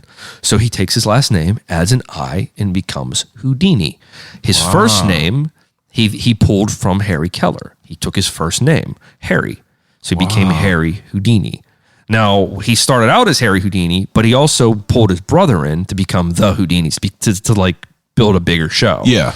And that's when the whole thing with Bess happens. That it was like a small moment in time. So Dash, that brother, that became the Great Hardin, or the brother of Houdini, that is George Hardin's grandfather. My goodness. So his grandfather was literally a Houdini. Wow. And so that makes Harry Houdini his great uncle. Yeah. So that was Uncle Harry. So growing up, Harry had died before. That was that scumbag Uncle Harry. Yeah, scumbag. Didn't leave a shit. Even though he was a multi-millionaire. No, what happened was whenever Harry passed on in 1926, obviously he was dead when George was born. So George was born, and of course he would hear stories about Uncle Harry, but he didn't know. It's like hearing stories about Uncle Elvis. Like, oh, he's the king of rock and roll. Great. I don't know what the hell that means. But when you grow up, when George got older, he learned that he was some famous magician, but didn't know the magnitude of it. Didn't understand the magnitude of who his relative was, right? It's like finding out, you're related to it's like someone famous, and it's you rely on that of reading it in a book. Right. It's like we get this shoved down our throats every day with this phone. I know. We learned so much so quick. It's so crazy to think of how big he was with no social media or anything like that. Right. Wild. And so he owned that that art form. Yeah. And so with George later in life, he became interested about his family. You know, that's what most people do. Like you grow up and then you go, well, where am I really from? What are my real roots? I'm like almost at that point now where I want to pay the money. You're going to you're going to do the swab and get your 21 and 1 or whatever it's called. Whatever it is. And so he Ancestry.com, that was what I was thinking of. Yeah. So he now is presented this idea like, hey, there's this young magician that's doing Houdini stunts, and we're going to do an entire discovery show with him. And do you want to be a part of it and go on the road around the world and learn stuff about your great uncle? And he was like, fuck yeah. Yeah, why not, right? And so that's how the show then they came back to me, the TV people, and they were like, hey, we landed this guy. His name's George. He's a member of the family and he's excited to work with you. And I was like, this is the shit. Yeah. So now all the dots are dotted, all the T's are crossed, and we're now on this quest to go for the next 90 days to go film this television show together. And that's essentially what we did. I met him in Austin, Texas, and that's where like our base camp was Austin. That's where the production company was based out of. Yeah. And we filmed quite a bit of the stunts, all the stunts in Texas, in Austin, because it's Texas and you can do anything you want there. There's no fucking rules. Seriously, that's why they were like, yeah, we're gonna film in Texas. I was like, oh, okay, right. Is it cheaper? Like, oh no, they just let us do anything we want. I was like, really? And so, because I knew what I had to go through, the hoops I had to jump through to hang from a crane hook. So to do all this crazy shit, yeah, right. Like, what do we got to do? Yeah, they were like, no, we just need a professional. And it's funny, the guy that ended up being the builder on my show. He was a guy that has been in the news a lot lately because he's the top, Steve Wolf is his name.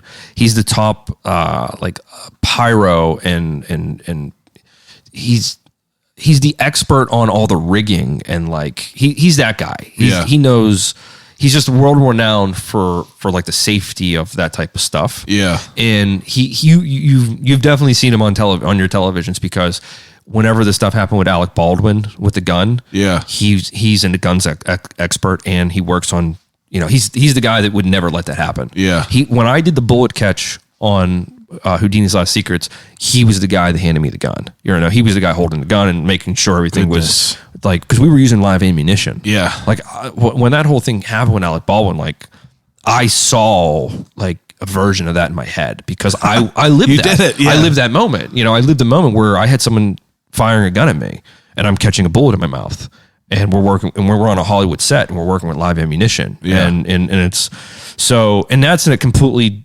insane story in my life, because when I was filming that trick or that piece of magic, the bullet catch, the day I was supposed to film it, I woke up to the news of what was happening in Pittsburgh at Tree of Life.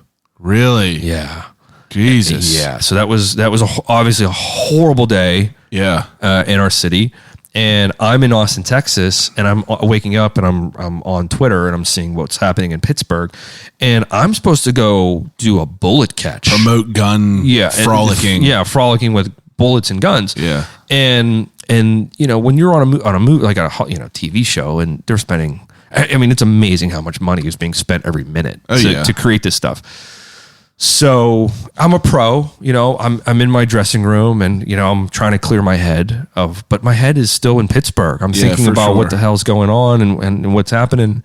And luckily my director saw that I was definitely preoccupied and not in the best mind frame to be doing a magic trick that involves a gun and bullets. Yeah. Okay.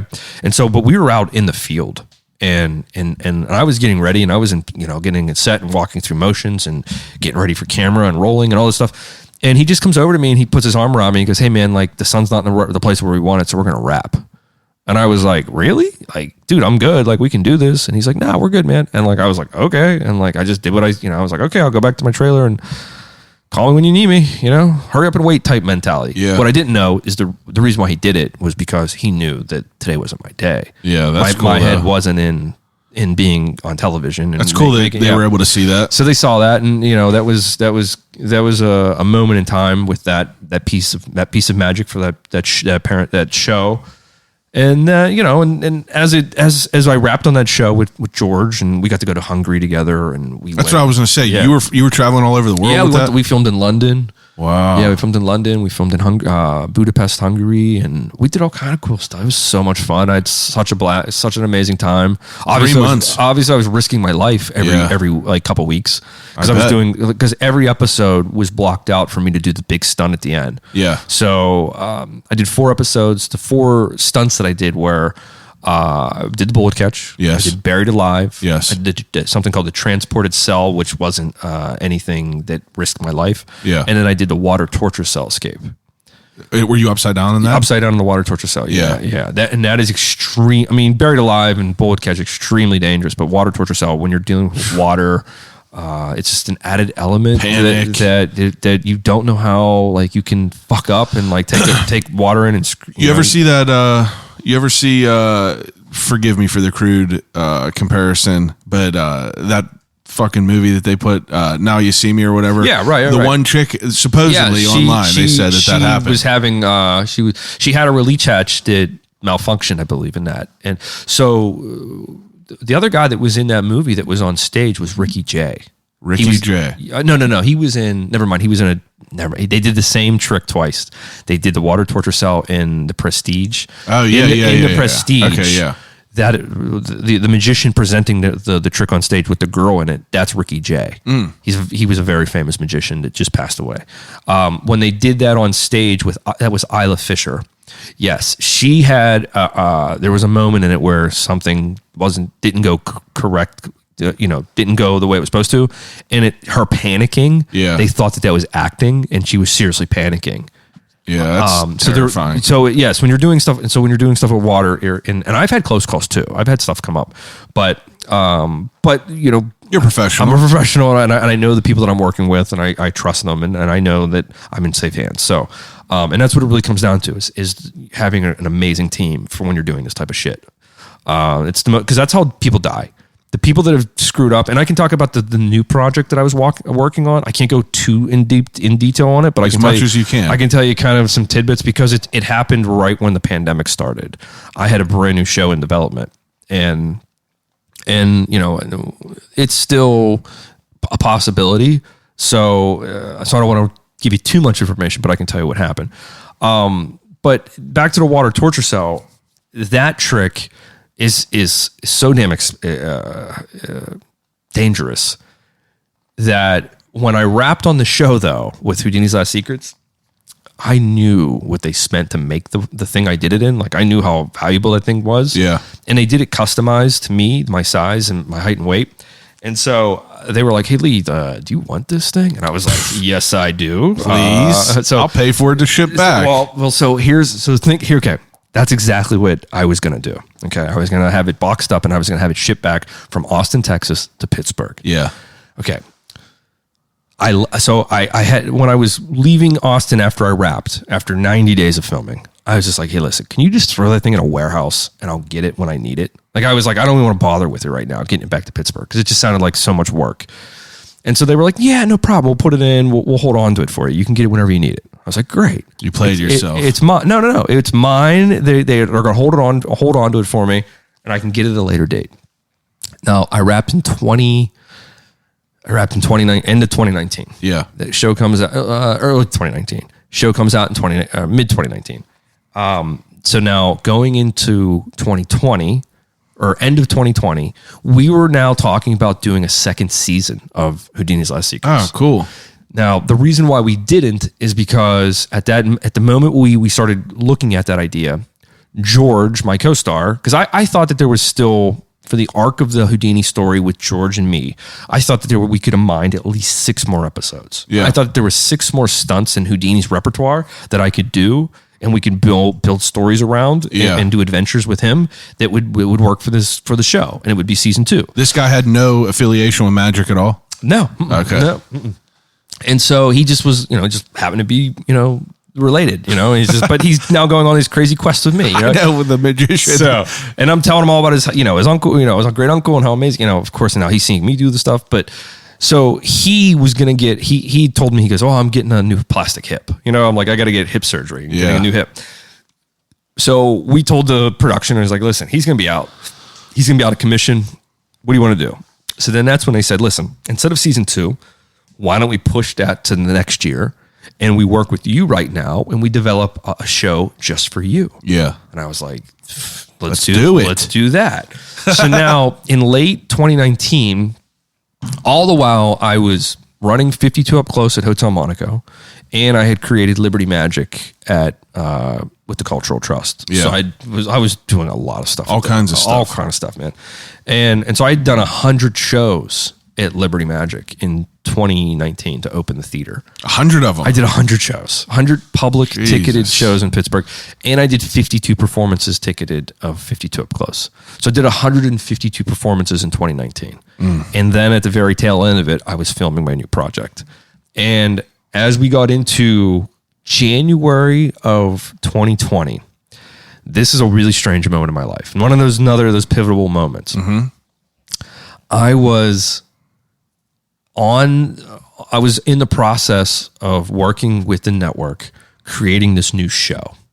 I can't tell you the name of it, but I can tell you that the show entailed me doing crazy ass stunts that people had done before me where they fucked up.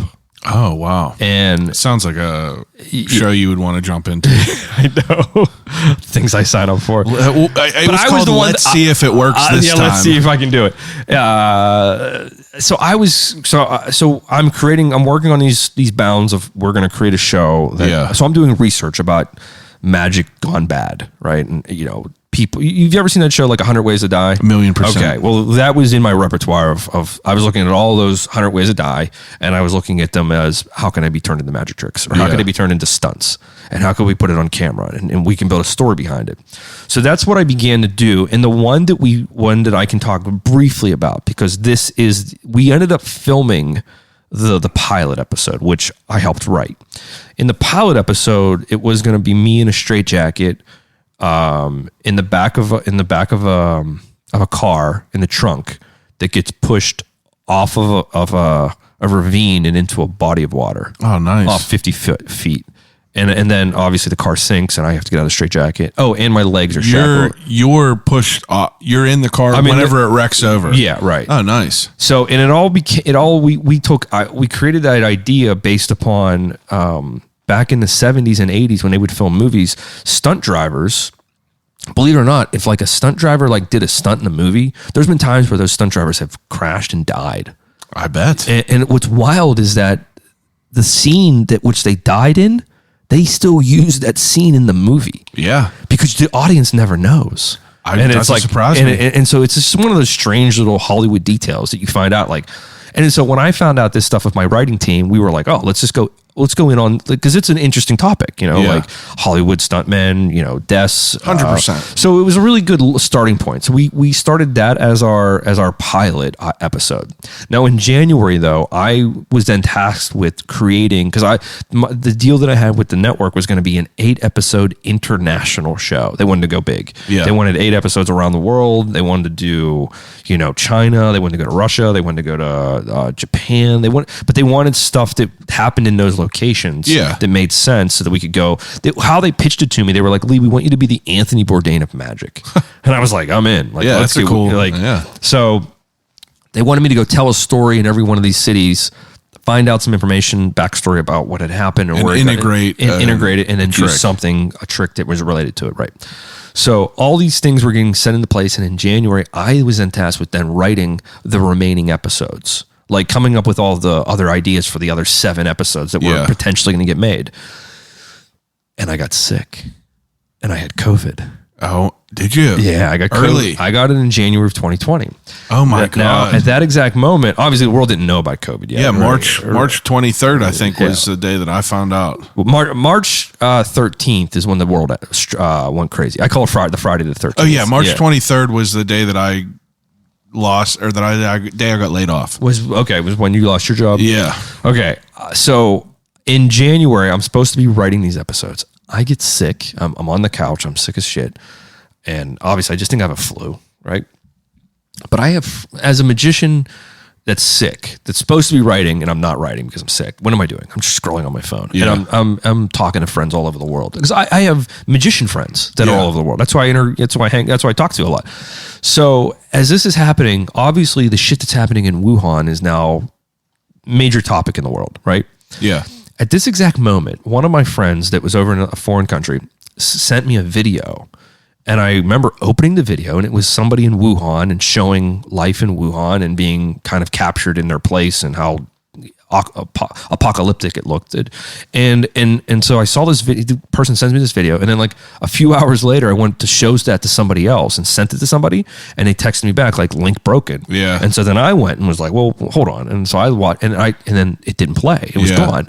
And I'm going, what is this, like some marketing tool? Are they trying to promote a movie? Like I'm thinking of different scenarios.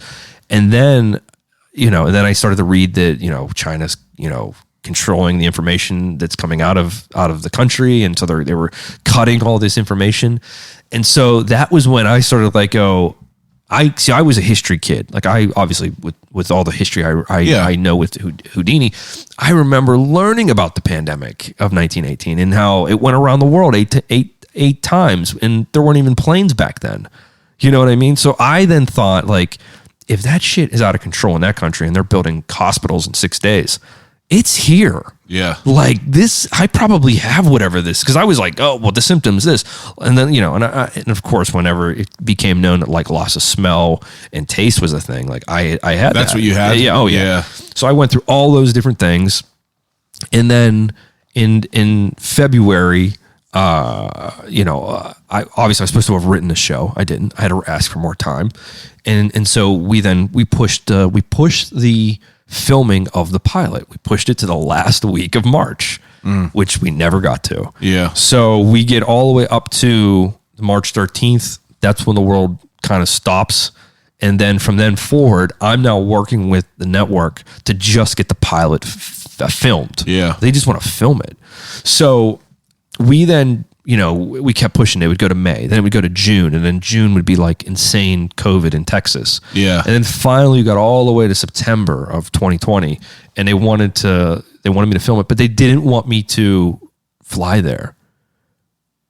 In Texas? Yeah, I had to drive to set. Like I had to drive. Because they were so nervous that if I got sick, I would shut down the entire production. That's pretty wild. It sucked because I had to drive all the way to Texas. It's like be miserable. Yeah, it was a 24-hour drive, but It's all right though. You're going for a cool job. Well, I was, but you know what else I had in my mind? That water torture cell that was sitting in that warehouse. Oh my God, I forgot about it. So this is how it all comes full circle. So what I did was I said, well, listen, if I got to drive to set, I need a pickup truck. Yeah. And they were like, why you want a pickup truck? I was like, well, there is a water torture cell sitting in a warehouse in Austin, Texas, that I'm taking back to Pittsburgh with me. Yeah. And they were like, get the hell out of here. So I drove down. I filmed for 10 days. I did the stunt that I told you about. The straitjacket in the back of a car, off a cliff. I did that. And then on the last day of set, when we wrapped and everything was done, I got in my pickup truck. I drove to a warehouse, and I had to. It was already prearranged for them to have it ready for me.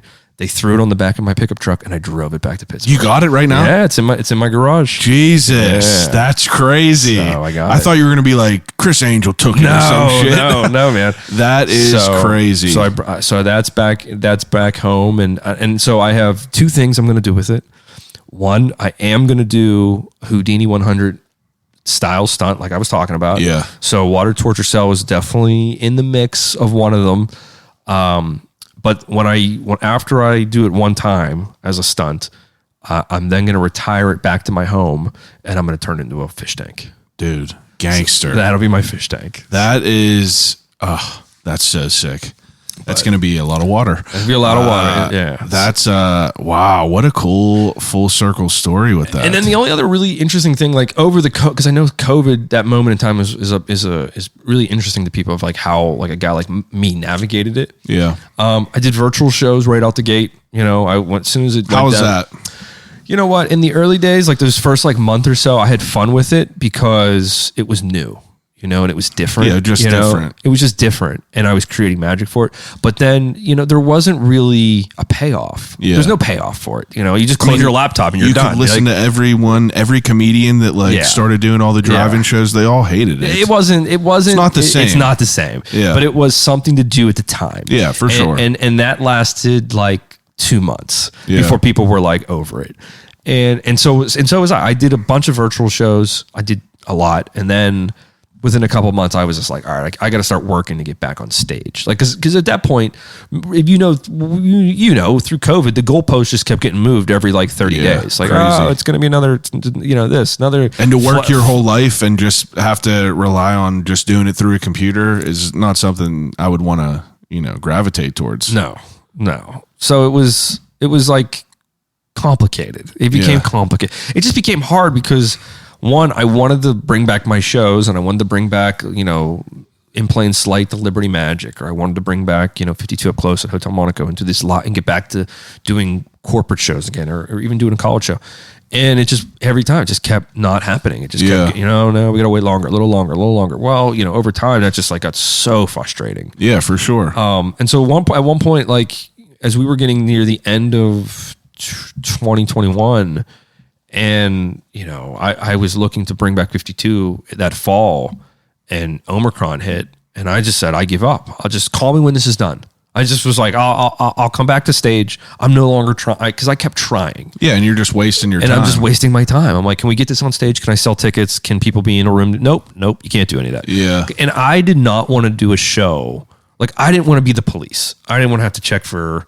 I wouldn't have to yell at people for not putting on masks. Dude, I've talked to so many people, and they said that was the most difficult. It was the worst thing. It's the worst. And I don't, as an have to rely on. I don't want to be that. I don't want to ask you for your vaccination card. It's none of my business. Yeah, but you're the guy that's like doing the show. You shouldn't have to worry about that. But I'm also as much as I'm the guy on the stage, you're a producer. I'm the producer as well. So I'm wearing all the hats. And so I'm taking all the liabilities and all. So there was that element to it where you don't want to get sued. But at the same time, it's like, I don't want to be the police. Yeah. So I just said, fuck it. Call me when the shit's done, and then I'll be back on stage. And I then waited. And so we got into the new year, and then finally I could then, call the hotel up and go, hey, listen, can I put on shows yet? And he said, yeah. I said, all right, well, let's start talking about it and let's make it happen. So I brought back 52 Up Close at the hotel. It's now there. It's going to run through the next, it's going to be running through the next couple months. Next shows April 22nd and April 23rd. Yeah, April 22nd and 23rd. Kimpton Hotel. Tickets online. Yeah, 52upclose.com. Houdini100.com if you want to see anything about the stunt in 2016. If you want to look up Houdini's Last Secrets, you can find out on Amazon Prime or Discovery Plus. That's what I was going to ask you. I don't have cable. I haven't had it for like 8 years. So I obviously didn't watch it. But if it's on Amazon Prime, you can watch it on Amazon Prime. You know what's funny, man? It's because they've been playing it. They play it every once in a while. It'll just like run on repeat. Yeah. And I always know when, because I always have People will text friends. you. Well, friends are either high or drunk, right? And it's like a weird text at like 2 a.m. Like, did I just fucking see you going upside down in a street? And I'm like, yeah, I'll just get it the next day or something. Be like, yeah, so I always. And then the other thing I did during the pandemic that I thought was really unique, because I did do shows virtually, right? I did the drive-in show. I did one of those. But the other thing I did is I filmed a documentary with the BBC. Really? Yeah. So it was a Houdini documentary, and it came about right before the pandemic. It started. Like, they had reached out to me about a Houdini documentary. Yeah. And then it went away really quick because obviously the pandemic. And then it picked up about midway through the pandemic. And they were like, hey, we want to bring you over to London to film. This is the BBC. This is a Houdini documentary. We want to bring you here and take you to like local spots for Houdini. Why London? Was he like a frequent over there? Yeah, he frequented London quite a bit. Oh, okay. And so BBC, and it was being produced by BBC. So I was like, great. Hell yeah. Free trip to Europe. Yeah. Like, fuck yeah. BBC on it? Let's go. Let's roll. So I was like ready to go. And then we were like plotting dates. And of course, COVID just kept fucking it up. Like, can't come to, I can't come to the UK. That's the worst. It was a nightmare. So then they said, listen, we can't bring you over here to do it, but we still want to film with you. You're a big asset to this project. We want to bring you to Manhattan to our New York studios, and we'll bring you up for a weekend, and we'll take you around New York to a few places where Houdini did shit. I was like, and you can talk about that. And I was like, great. So then as we worked on to bring that to happen, well, then New York was like, you got to quarantine for 14 days. down. So it was not going to be feasible. Yeah. So then I said, listen, BBC, I'm guessing that I'm not coming to London and I'm not going to New York. I'm guessing you want to film this in Pittsburgh, right? And they're like, yep. So I set them up with WPXI and we filmed it remotely. Really? Meaning that I worked with my director. I'd worked with my director and some of the people on the writers during the lead up to filming. But the day of filming, instead of going to London or to New York, I drove to the North Hills. My goodness. And I sat on a soundstage, and my director was on an iPad in front of me, sitting in London, and he was directing me from London Jesus. via FaceTime. And my goodness. And I'm running lines and doing and talking about Houdini and all these things, and essentially, I didn't know what it was going to look like. I really would have loved all those walking and talking shots in Central Park or in London, but it came out really well. It pieced together great. It's done. It came out on the History Channel, so it aired on the BBC over in London, but it also aired in America on the History Channel, and it's called History's Greatest Mysteries, and it's hosted by Lawrence Fishburne. Really? Yeah. So you can find that one as well. That's out there. And it's the Houdini. It's the Houdini episode. BBC and Lawrence on there? Come on.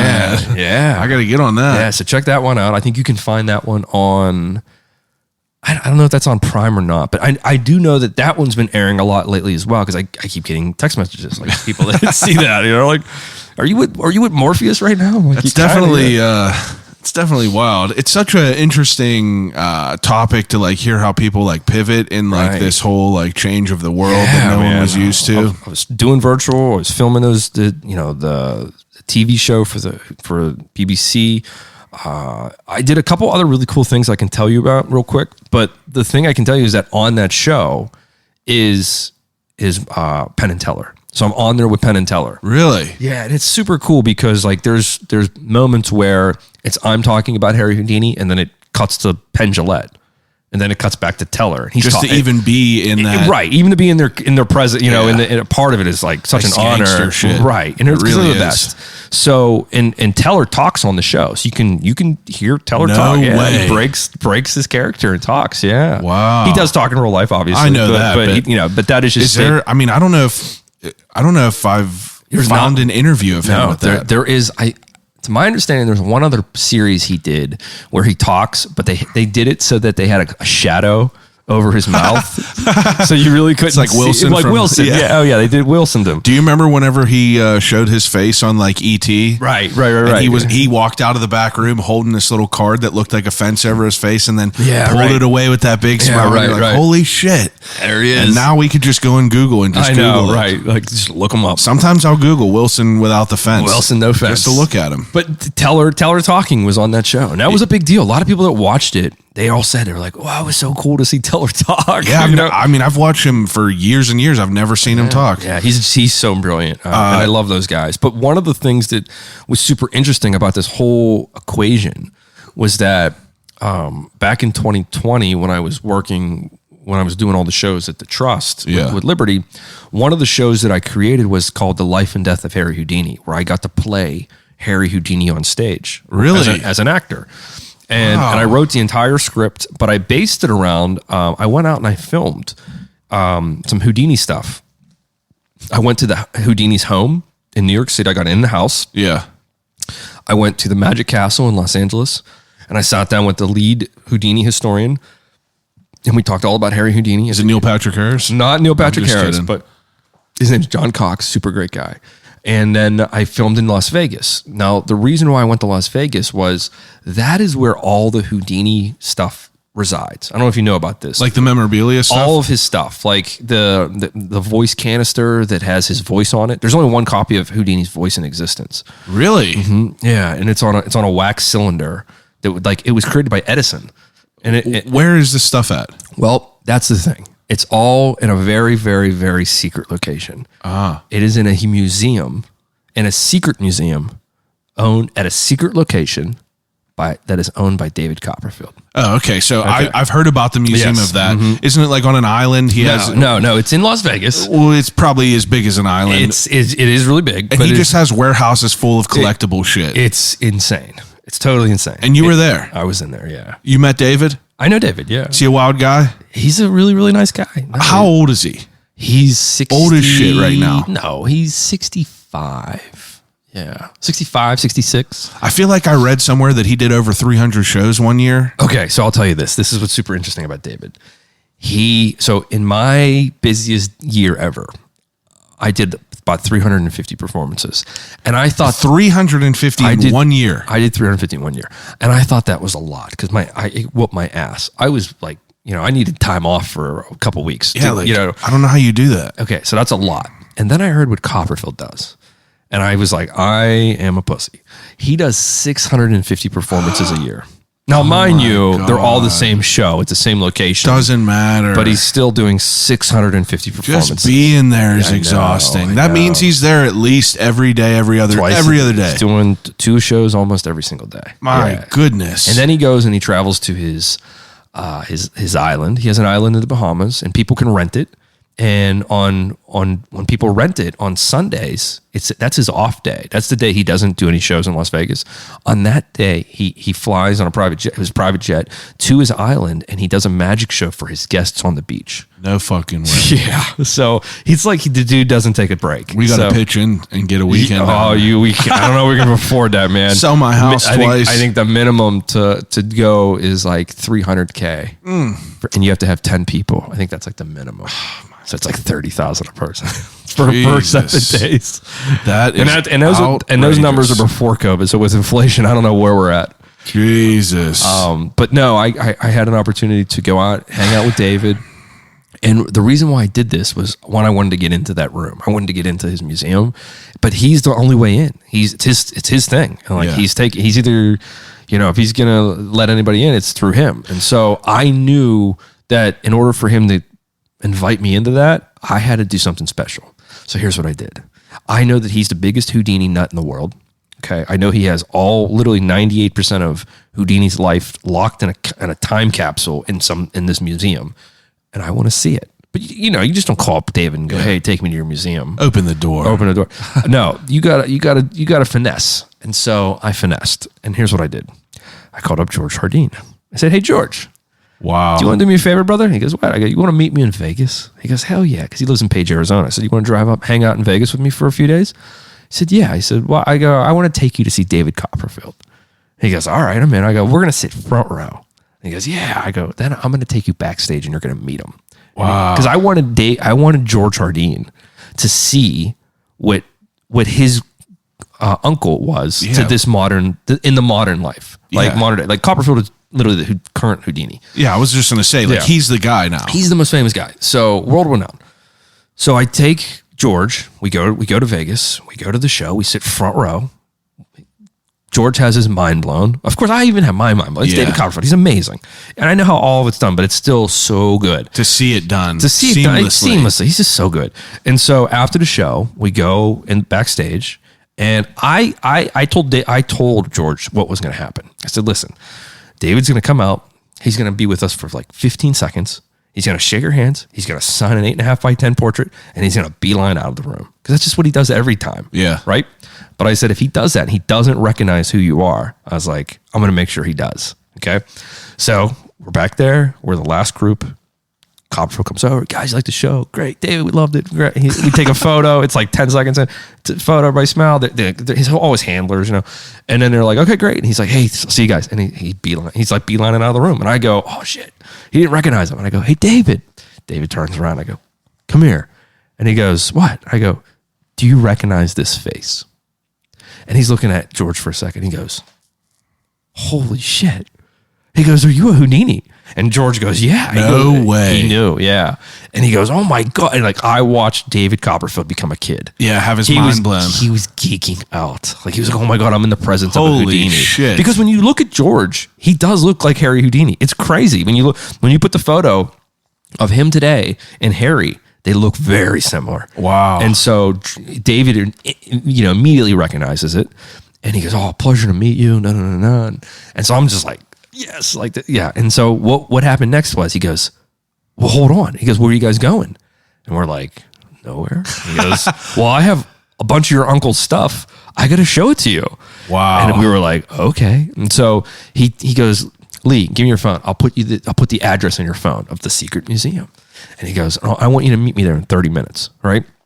David takes my phone, puts it in the thing, hits go. And then we go out of the hotel and we get an Uber. Our Uber driver picks us up and he's taking us to the location. When we get there, Copperfield is already there. He beat us there. Magic. Because he's magic. He's fucking David Copperfield. He just appeared there. So as we roll, like the gate goes up, right? And we're rolling into this place and Copperfield's in the parking lot just waving like this, like, hi, like, hey, everybody. Like, and our Uber driver's like, "Is that fucking David Copperfield?" And we're like, "Yeah." And I'm like, "This guy's a fucking Houdini, you know?" And this guy's, "What is happening?" You know? And so we get up there and then it literally, when you get out of the car and we're hanging there up with Copperfield outside this warehouse, it's another show. It's the show after the show. Yeah. Because he goes, "When I was a kid, my dad owned a clothing store, a men's clothing store in New York City." He goes, and whenever he passed on, I took all of his stuff and I guess I brought it back to life. And so he literally brings you into a replica of his dad's clothing store. Wow. And you're walking around this thing and he's talking about this and his dad and he's made, the suits and the ties. And then all of a sudden you wind up you're in a like a changing room. Okay. Yeah. It's a little room. It's a changing room. And on the wall, there's a suit and there's a tie. And he goes, "Lee, pull on that tie." And I pull that on this tie, and all of a sudden, a door opens behind him. It's crazy. My goodness. And it's pitch black. And we all walk, and we're like, "Is David Copperfield going to murder us right now? Like, do we trust him?" So you walk into this like pitch black room, and then all of a sudden, like it's all timed out. Like it is literally like a little performance that he's giving, and a light comes down on this table. And it's still pitch black, right? And so he gets behind this table and he talks about how when he was a kid, his mom took him to a magic shop called Tannen's Magic in Manhattan. And The coffee table book, Tannen book. Well, that's a different company, but it's similar though. That's the Taschen Magic book. But Tannen was Louis Tannen, who had like a very, very, very famous magic shop in New York City. Okay. And so Copperfield would go there as a kid, like every Sunday, and would learn magic tricks. And he said, "Hey, this was the very first magic trick I ever learned." And he's standing behind this little table. And then he goes, "This is the table of in Louis Tannen's magic shop that I learned my very first magic trick." And he does the magic trick, does his coin trick. The coin disappears, right? And he's like, "This is the actual table." And he goes, and then all of a sudden, all the lights come on in the room, and it's the entire magic shop. No way. It's a complete replica of the Tannen's magic shop. And he goes, "I bought all of the stuff." And then it's mind blowing. And then he just takes you down a hallway after giant room after giant room after giant room of all of this magic stuff that's just like mind blowing that you get to see stuff from his specials. Obviously, we wanted to really see the Houdini wing. I called it the Houdini wing. I mean, it's a gigantic. It was huge. All of the books, he has the original water torture cell. I got a selfie with me, Copperfield, and George Hardin with the water torture cell. No way. Yeah. I need it for the promo picture. Yeah, man. I got to do it. I can give it to you. No That's the most wild thing ever. Yeah. So I got in. So we went through the whole tour. The whole tour was literally over 4 hours. We were with Copperfield till 4 a.m. Because this thing started at like 11 o'clock at night. Yeah. And he's a night owl. He lives at night. Like he lives a true Vegas performer sleep schedule. The guy goes to bed at like 6 a.m. every day. So we were there with him till like 4 a.m. I mean, he's let us take photos. He was so great. And then, that was it. We left and we were done with that. So I just was with him a couple months ago, and I was in Vegas. And George came up and met me again, and I was like, "Hey, you want to go see Copperfield again?" He's like, "Yeah." So we went, and this is round 2 now, right?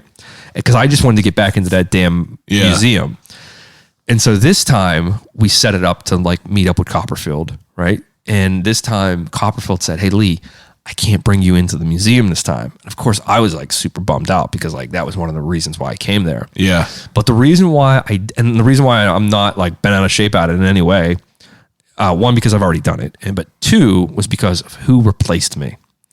So I can't wait for this. So the reason why, George ended up going on the tour. He ended up still going into the museum, but the reason why he ended up going is because Copperfield kind of used him as like a prop, like a living part of his museum. Like he had a real living Houdini in his museum. Wow. Because the person that he was taking through the museum that took my spot was Sting. No way. Yeah, so I got bumped by Sting, so that really stung. Fucking Roxanne. Roxanne, baby. So obviously Sting went on the tour, and George was there as like kind of like a living, breathing prop in a museum of a Houdini. And so I didn't get to do it that time, but that, it's just so cool to be able to go. You're telling me David Copperfield's only allowing 2 people at a time? He doesn't let very many people in. No, it's very it's only a few people at a time, it's right? only and I think Sting had a little bit of an entourage show. Oh, that's fair. That's fair. Why wouldn't he? Yeah, right. So he had a few people with him. So I didn't get to go on that time, but he said next time I'm back in town, I can do it again. A wild experience. Right, man. And this is all stuff that took place during COVID, right before COVID and then during COVID and now we're out of it. And like I said, I'm finally back on stage, finally doing shows again and planning them and, lots of the TV stuff's now firing back up again. So some of this stuff that I talked about, with these development shows coming to fruition, they could come to fruition at a later date. What's what days do you prefer to perform on? The Fridays or Saturdays? You know what? The Saturday shows always seem to be more fun for me. I don't know if that's just because like that's the second one of the weekend, second one of the weekend, or sometimes it's, when I was doing these regularly, it was like the 4th. Yeah. And then when I was doing Liberty Magic, like I was doing 6 a week. That's crazy. So I was doing a Wednesday, Thursday, Friday, 2 Saturday, 1 Sunday. As a magician, obviously some of these, the mechanics of some of these tricks that you learn that are like the pillars of things, they expand, you add shit to them, but it's like, is there new, like, how do I even want to phrase it? Like, is there like updated technology? Like, you're still like, is there like magic shops and only like real magicians are allowed to go into? Not necessarily that, but there is kind of a subclass of like magic that if you got to be in, you got to be in the know to have access to. There is the kind of some exclusivity type stuff in my world. But it is really an art form that's kind of open to anybody. I mean, this day and age with YouTube and Google, I mean, everything unfortunately really is out there. Yeah. It's my job as a magician these days because it's so flooded online anymore. I mean, TikTok is literally just magicians. People just doing cards. Just people exposing magic tricks. I mean, if you've seen the videos of just the guys that just show $1,000,000%. you how... I have it written right here to ask you about. Show you how it's done. So in order to... knowing that that's out there, one, it already kind of sucks, but at the same time, I know that the average person is not going to one if they'd seen the trick exposed, they don't remember it. Like me, like I know that I could go on YouTube and be like, how could he do the statistic trick where you take a shuffle deck of cards and put it back in order? I know that it's on YouTube to see the answer. It's definitely there. Yeah. I don't want to look at it because... And here's the thing, even because it's there, you still have to know how to find it. See, that's the thing about our art form. It's written in a way where even Googling like a card trick isn't going to get you to that specific card trick with that specific method. People could get in there. You're going to have to really know what you're looking for. And that's what's so interesting. Like magic is still kind of a secret of art because it's hidden behind words that you don't know. Yeah. We have our different verbiage. We have our own terminology for stuff. And if you don't understand that, you don't know how to go find the methods of how this stuff works. But yes, we are always advancing the art constantly. I would say magicians are always, they always say like con artists are always like 2 ahead of the public. Magicians are always about 2 ahead of a con artist. So we're that's how far ahead we are of a public. Yeah. So we're already using tools that we know con artists are eventually going to discover that they're going to want to use. Yeah, you got to chess, not checkers. It is definitely a chess game in Magic. So when we're developing, and that's what's so fun about it. It's like you can use old stuff and make it new again, and you can completely rewrite it and come up with something brand new that's cutting edge, and people will think that you're using an old method. Oh yeah. And that's just what's so unique about it. I probably watched the video of you shuffling them cards together about, I'd say 25 times in the last 3 days, just to see if I could pick some stuff up.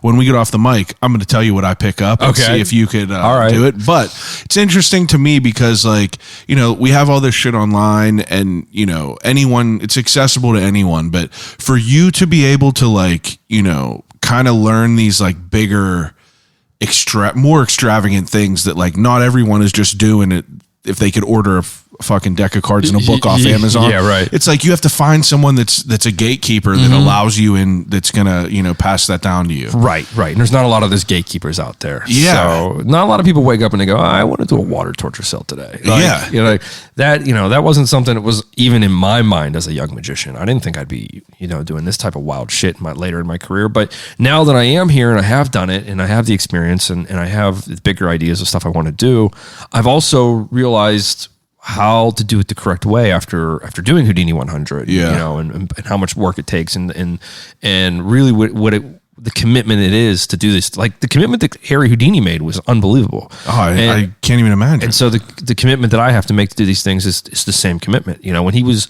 learning the water, you know, when he was learning how to stay underwater, he was doing it in his bathtub in his house. Yeah. So, which is no different than me hanging upside down in a, like, you know, in an inversion table in my house, you know. So, or, you know, when I'm doing water stuff, like I've been in, you know, public pools, and I've been in my, you know, obviously I was in the water torture cell learning in that as well. Yeah. So yeah, doing these bigger things is definitely something I didn't think that was going to be like in my bag of tricks, but now that I'm here and I've done it, and you know, I now have, it's dope. I have these other ideas of bigger stuff I want to do. So now for you to be someone who, like we were saying, there's a stage magician and there's like a up close magician. For you, are you to the point where, like, you know, I don't assume you spend hours, you know, messing with cards and flourishing and doing all that stuff still. Like, it's probably, you probably kind of established that over the years, but are you like still like practicing stuff? Yeah, or? I still work on stuff constantly. Yeah. Because that's the love. Like, you know, I love like picking up a deck of cards and like. You probably had to do it the last couple of years and not performing on. I mean, I was developing stuff. I was just working on different mechanics and different sleights and. What do you do it in a mirror? You film yourself? I sometimes would film myself. I'm doing it in a mirror. Absolutely. You know, I would just do random stuff for friends and relatives, and I'm always working on stuff. It's just like, it's that bug, you know, you can't ever, it's like you can't turn it off. Yeah. So I'm always playing with something that's, whether it's a card trick or if I'm writing, I do a lot of writing. Whether or not that stuff makes it into the show is another thing. It gets flushed out over time. It's important to write it down. No, it gets flushed out over time, and it is really important to write it down because I constantly will come up with like a trick, and I'm like, fuck, what was that? I know I had this thing. It's like comedy bits. Yeah, right. Yeah. Like, I don't write the shit down. And it's the same with me. Like I'm writing bits, and like I'm writing a comedy or a hook or a line that I think like would kill on a certain trick, or like the night before I said it in the show and it was just off the top of my head and it got a fucking laugh. And I know, like, a tagline. You're like, what was that? What was that? And you got to write it down, you know, so I could say it the next time, and so you could build it. And so I did one of the things I did during the pandemic is I went through I went through 52 Up Close, I went through In Plain Sight, and I went through Life and Death of Harry Houdini, which are my three stage shows. And they're both, you know, one is 85 minutes, one's 90 minutes, and one is about a 75-minute show. Yeah. And they all have different material.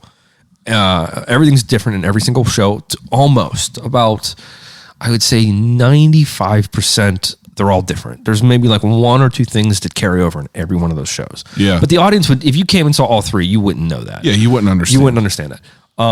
But when I was going through the pandemic and like I had these downtimes where I wasn't doing virtual shows and I wasn't filming anything, I was just like, so I would just work on my act and I would go through each moment in the show beat by beat, and I would look at various elements that you would never even think of. Yeah. Like I really do explain to people that when you come see a magic show, you're really seeing a play. Yeah.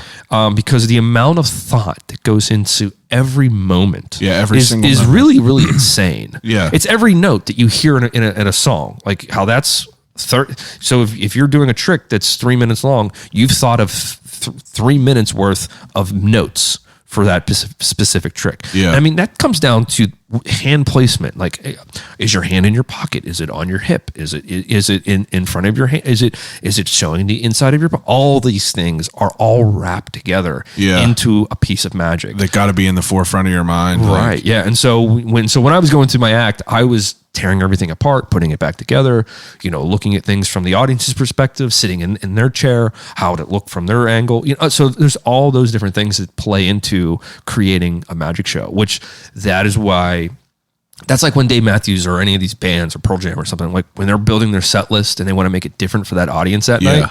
I don't really have that much control. Like I can't change my act by just shifting songs around. Yeah. Or like a comedian might have their opener and they might have their closer in their middle. They can just fuck around and toss it up in the air but there's like a method to the madness. There is a method, yeah. So with magic, there's more of a method. Yeah, it's more structured in terms of like cue, line, magic trick, moment in the show. Yeah, because like obviously you have things that are prearranged and things now, and so let's say you have things prearranged, and like, do you ever have times where you grab the wrong deck or something like that? Oh yeah, always happen. It's happened. Yeah, I would say something goes wrong in every single show. Well, it's cool because like you have this like I don't want to say a safety net because that kind of has a negative connotation, but like you have this like safety net of being like the comedian where you could be like, yes, that's fucked up. I guess. Right. What I mean? No, I've used it. No, it's and it's cool that way. It's how you're supposed to do it. But if you're David Copperfield, you're not a comedian, really. You're just if people see where shit is going, you're like, you're just gonna eat it. Yeah, you're gonna eat it. And it happens. It's sometimes that shit happens. I'm trying to think of one of my worst times eating it on stage. I had one show where just my music would just not work. And it was just like a complete fucking, and I just kind of gave up and just was like, all right, people, we're going to do this without music tonight. Like, this is a fucking clusterfuck of a magic show. But at the end of the day, I would never beat myself up on a bad performance. Me either. And the reason why, and a lot of guys do though, but a lot of guys will go out and think that they had an okay set, or they think they killed, or maybe they're getting too high of thinking they did too good. But I never get too high and I never get too low on the shows. And the reason why is because I know that the audience has no clue what it's supposed to fucking look like in the first place. Literally none. They have no clue what it's supposed to look like. So the only person judging it is me. Exactly. And because I'm looking at you going, yeah. And I'm thinking to myself, maybe I missed what was supposed to happen. The only time people know when shit goes wrong is like when my girlfriend's in the audience and like she sees, because she's seen the show multiple times, so she would know, oh fuck, he fucked that up, or like, you know what I mean, like something like that, or like one of my relatives or my parents or something like that, because they've seen many of my shows. Yeah. But from an audience's standpoint, like the people don't know, like, but at the same time, like, that's super rare. It's not going to really, I do so much training and so much prep and so much rehearsals that screw ups are so far and few and in between. But when they happen, you just roll with it. I mean, like shit does happen in every show. Something goes wrong in every single performance. Like there's never been a perfect show from A to Z through the entire. I bet. No, it's how you learn to grow. Well, right. And you just got to be able to, swing when the things happen. Right. But sometimes you want to swing into it, because if you get that perfect person on stage, they make the show better. Oh yeah. And you got to let those people do that. Yeah. Even though most performers have egos and they don't want to feel like they're having their limelight stolen. I disagree. I think if you can make someone else look like a star on stage, that's even better. You look like an even bigger star. Yeah. And so I constantly love when I have like an audience member on stage that's just like has a good personality. Loves it. Because I know that I can have fun with them and we're going to have a good time, and that's going to transition into the audience. And they're going to feel that connection. That's a good point. And so them having fun on stage makes it so that the people coming up on stage, they can feel their comfort. There's a certain level of comfort established. So, but then again, you do get the person that comes up and is extremely stiff and they can be hard to work with, but you just roll with it and you just, make it work. All right, let's get to the ending segment. First things, I'm curious. Do you tell your girlfriend how to do magic tricks if she asks? No, Don't lie. I don't. You really don't? I don't. I love that. I don't. I appreciate that for sure, because I definitely would not show her. Just it would add to it. All right.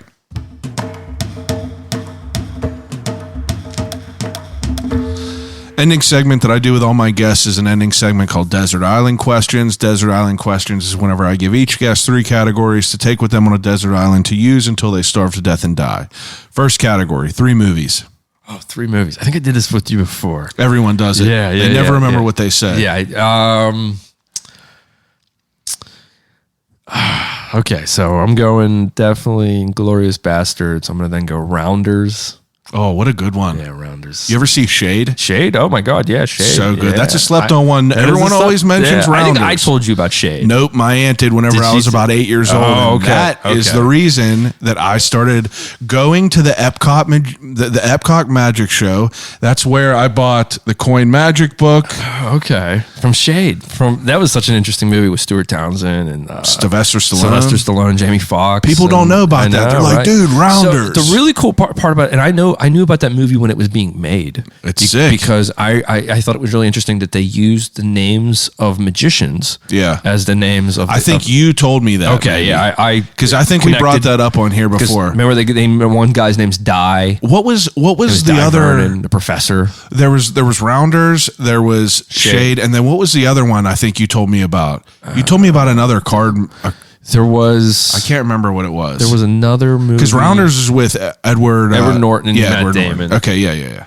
Another card movie was probably. I can't remember what you said before. Shade slept on that. People got to watch Shade it. is really good movie. Sylvester Stallone and Jamie Foxx. Yeah, right. Come I on know. now. It's such a good con movie. So that I would have to throw Rounders in there, and a third would probably be Indiana Jones. That's a great one too. Yeah. I'll give you all of them. Yeah. What's your favorite magic movie? Magic movie would probably be The Prestige. Got to be that. Yeah, it just did the best job out of all the magic movies. Yeah. I love the history element. I love the The Illusionist was cool, but like the Prestige was like Right. pretty epic. Right. Really, really great. Okay. Second question. What do I want to ask you about this? I usually ask people 3 books, but I don't want to ask 3 books. What about your favorite 3 magicians besides, don't pick Houdini. What about 3 celebrities I've done magic for? Literally says coolest celebs you've performed for. All right, yeah. Go ahead. Let's see. Jack Black was one. Jack Black. I saw. Michael J. Fox. Michael J. Fox. Did you do? And Aaron Paul are probably my top 3. Oh yeah, you did do Aaron Paul. yeah, I did I was going to say Bryan Cranston, but I didn't do Aaron Cranston. Paul. No, I did Aaron Paul. Jesus. And I've met some other really interesting people. I've so many over the last. You ever met so many- Neil NPH? I have Neil. Yeah, met him at the Magic Castle. And He's I met him pretty a lot- nice with met him- magic, huh? Yeah, he's great. Yeah, he's fantastic. He's a really good magician, and he's a great ambassador for the art. I feel like a lot of people don't know that he's a magician. I know, but he played, and it's so funny they don't know that because one, he was the president of the Magic Castle, which was a big deal. Big deal, right? Okay, you might have missed that, but then if you watched, obviously, like How I Met Your Mother, I've never seen it. He plays a magician as Oh, does he? Yeah. Oh, yeah. He's a magician on No that show. idea He does about magic that. tricks to pick up girls. I had no idea about that. He's the greatest. He's the greatest actor of our generation because he sells the idea of a womanizer on that show as a sleazy guy trying to pick up girls at magic tricks, and he's furthest from that. Yeah. Like he's the nicest guy in the world, and obviously he's married to, and he has kids, and he's just he's a superhuman. What's it called? The Organization of the Magic. So there's the International Brotherhood of Magicians, and that is also what goes on at the Magic Castle.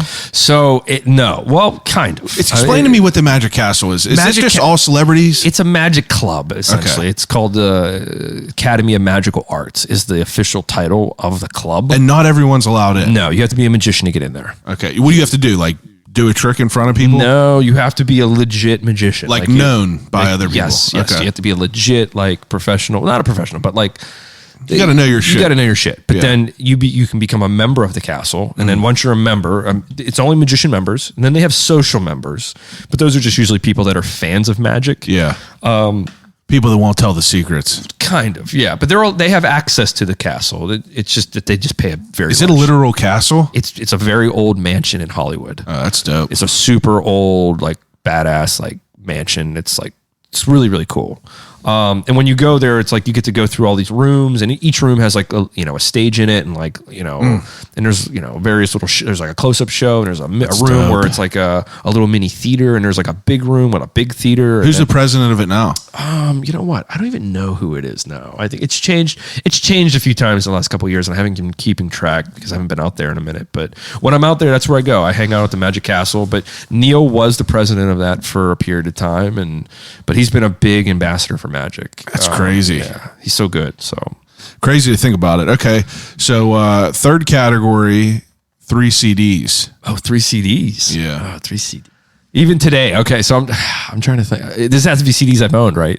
It's just you're on a desert island. Oh, okay. You get So a Walkman, and you get 3 CDs I just to can listen take to forever. 3 CDs with me forever. Okay. I don't know if I'd be taking Green Day then. I definitely would not. I'm trying to think who I'd be taking. I mean, I was a huge Dave Matthews Band fan, so I'd probably be taking a Dave album. It's probably like a live album. Deep tracks only, no hits. You know, Live from New York. That was always that was a triple album. That was a good one. So I was definitely a Dave fan. Who else? Let's see here. I gotta go Kid Cudi. Kid Cudi. I just saw there was a documentary out of his that I didn't watch yet. I didn't even know it was coming out. I did hear about this. I kept meaning to watch that. I kept meaning to watch the Kanye documentary. It's unreal. Yeah, I watched the first episode. I got to finish it though. So I would do Man on the Moon with Kid Cudi. I would do who would I go? I'm trying to think of concerts that I've been to. It's because of COVID. I can't think of how many concerts. I know, it's weird. Have you been to like a concert since then? I've been to. Oh, okay. You know, I would go Jay-Z. Oh, that's a good one. I'd go Jay-Z. I'll give you the whole discography for him. The whole. Although I'm not a big Jay-Z guy. Mm-hmm. You know, everyone says he's the greatest, but it's interesting to watch his demeanor through the Kanye documentary. Oh, okay. It's very interesting. And today I actually found out that Jay-Z and Biggie were supposed to join a group together. I have to look into more of this, but some wild shit. I don't know a lot about it. I don't know a lot about it, but I got to look into it more. But okay. Jay-Z, Dave Matthews, and Kid Cudi. Those are good. That's 3 good choices. Yeah, right. Those are good. Okay. Third to last question is the death row meal. So the death row meal is when you get, you're about to get put to death the next day. You get one last meal. What would it be? You get to pick an appetizer, a main course, and a dessert. Oh, okay. Appetizer, main course, and a dessert. I'm going to say appetizer. We're going to go, I'm going to do some sushi. From where? Have you been to Gaijin yet? Not yet. No, I got to hit it up. I just went last week. It's the best sushi I've ever had in my life. Okay. All right. Very worth it. All 2.5 month advance reservation. Yeah. Jump on there now. I'll get in there then. I go to Little Tokyo a lot. That's one of my spots. Was the number one for many times. That's one of my main spots in Pittsburgh. I go there and it's amazing. They never miss. So I would have to go, some sushi, main appetite for that. Main course, I'm going to go, I'm trying to think of I was just recently at Capitol Grill. And, And when I go to Capitol Grill, I always get the bone-in Kona. Oh, wow. It's the steak that is just it's the best steak I've ever had. Just so damn good. So I would have to go that. And then, that's good. For the desserts, I'm going, I know what it is. I just can't think of the name of the place. It's in LA, but they make a whipped cream. What is the name of this place? I'm thinking it's a famous Los Angeles venue where people go, and it's just you go for this their whipped cream and their sundaes are just to die for. I'm blanking on the name, but that's all right. But give you that. Yeah, Gaijin, the best dessert I've ever had in my life. Okay. It is a tiramisu. It's a matcha tiramisu. Yeah. I'll be honest with you. I knew that this place was, expensive. I was like, whatever. We're just going to go there. Right. I've been to some of the other places in that establishment that's owned by the same people. Wasn't impressed. blown away Okay. completely by this meal. But yeah, one of the best desserts I've ever had in my life. All right, I'm gonna have to go there soon. They've been on my list. My girlfriend has a list of all these restaurants she keeps wanting to go to. So That's the way to do That's it. on the list too. We keep meaning to do that because it's very close. where Okay. she And your lives. beverage would be a Coca-Cola? Yeah, that's my cheat meal right there is a Coke. There you go. Yeah. Okay, second to last question. If you are going on a road trip, you get to go into a gas station and pick a snack, one snack for the rest of your life, what would it be? Probably going either a Slim Jim or My God. or the peanut butter M&Ms or Peanut M&Ms. Peanut M&Ms. Fire. Yeah. I don't know about a Slim Jim, though. I That's don't crazy. know. I like Slim Jims. That's good, though. I spent a lot of time on the road doing shows, and that was the one thing I ate. Like, I ain't had a Slim Jim in a long time. I'm going to have to buy I one. was always snapping into those things. I was always snapping into them things. Okay, last question. If you could have a conversation with anyone alive or dead, who would it be and why? Don't pick Houdini. I mean, yeah, he would probably be one of the go-tos, but I won't pick him. Alive or dead? Probably Elon Musk. Be dope. Yeah, we share the same birthday. Do you? Yeah. I've been an Elon fan for a long time. I've been watching that guy for a long time. I don't have a Tesla yet, but I say yet. I'll have one at some point. But It's interesting. I'm a very uneducated person, and I don't know a lot about a lot of things, but I'm open-minded, and I like to listen to what he has to say because, I mean, it's just wild to hear him talk about like the Neuralink stuff and like, you know, just I don't necessarily seeing shit like that happening like right away, but like the shit's gonna happen. Oh yeah, dude's a wild animal. Yeah, he's a very, very smart guy, and he's wild enough to just be like, I just love that he's just like, fuck it. He gets hit up and is like, yo, like $6 billion would cure world hunger, and He was like, I'll do it he- right now. he- I want to see the receipts, and bitch. and then he did it. Was honestly that put me Yeah. a whole different I respect know, level I know. because they were like, dude, you could cure world hunger, and he's like, Okay, all right, I want to see the receipts, Yeah, which like, is yeah. Imagine if we would be able to see where all of our tax dollars Right. are allocated, Right. like, Yeah. and you're just like, he called him on his bullshit, I and he know. put it up, and you're like, how can't you respect that, dude? No. All right. He's amazing, man. And what he's doing over in Ukraine right now with standing over the star. I mean, I he's literally know. Iron Man. Yeah. So he's modern day The Iron closest Man. thing we have to it for sure. He's just an incredible guy, and I would love to sit down with that guy. And I just can't pick wait his till he brain. has just like this fucking like, you know, whatever he called Tony Stark. Yeah, in the right, center. right, yeah. Once I see he has like, It's just a big Tesla symbol. once I see he has microchips like coming out of the side of his head, then I'll be like, all right, I'll do whatever he says. Like, you know, whatever. Yeah, dude's just so fucking smart. But This was awesome. cool, man. Yeah, great talking. Great catching up. Absolutely. You have a wild life. Thanks, man. Yeah, it's been a weird trip the last It's fun couple to hear years. about it. It's fun to hear about the you know, the I'll way I'll write a book someday because I got so many crazy stories. I bet you doing do. magic for Jack Black, and just like doing magic for hanging out with David Copperfield, the Houdini stuff. Yeah, it's just Do you always roll out of your house with magic in your pockets? I can't. I have to. Yeah. It's part of what I signed up for when I was 10. I'm like a Boy Scout with this shit. I love it. I always got something on me. That's good. Yeah. All right. So give a second to promote all your dates, anything you got coming up. I am gonna buy tickets. We're buying tickets tonight. Me and my wife. We're gonna figure it out. You said the Saturday show is better, so 23rd. I mean, either one. So I'm gonna be sliding into it. You'll see me either up one. there. So Friday or Saturday, they're both gonna be good shows. So We'll plug all the rest of it. 52 Up Close back at Hotel Monaco. You can get tickets at 52upclose.com. Shows are now popping back up on various weekends, and so there'll be more coming up. And other than that, you can find me on Instagram at Lee Terbosic, and check out. You never know what I will be doing next. Everyone else that's listening, we got good episodes every single week. Crossed off the 200, the big 200 number, and we got no end in sight. Very excited for the future. Thank you for listening always. I'll call you right back.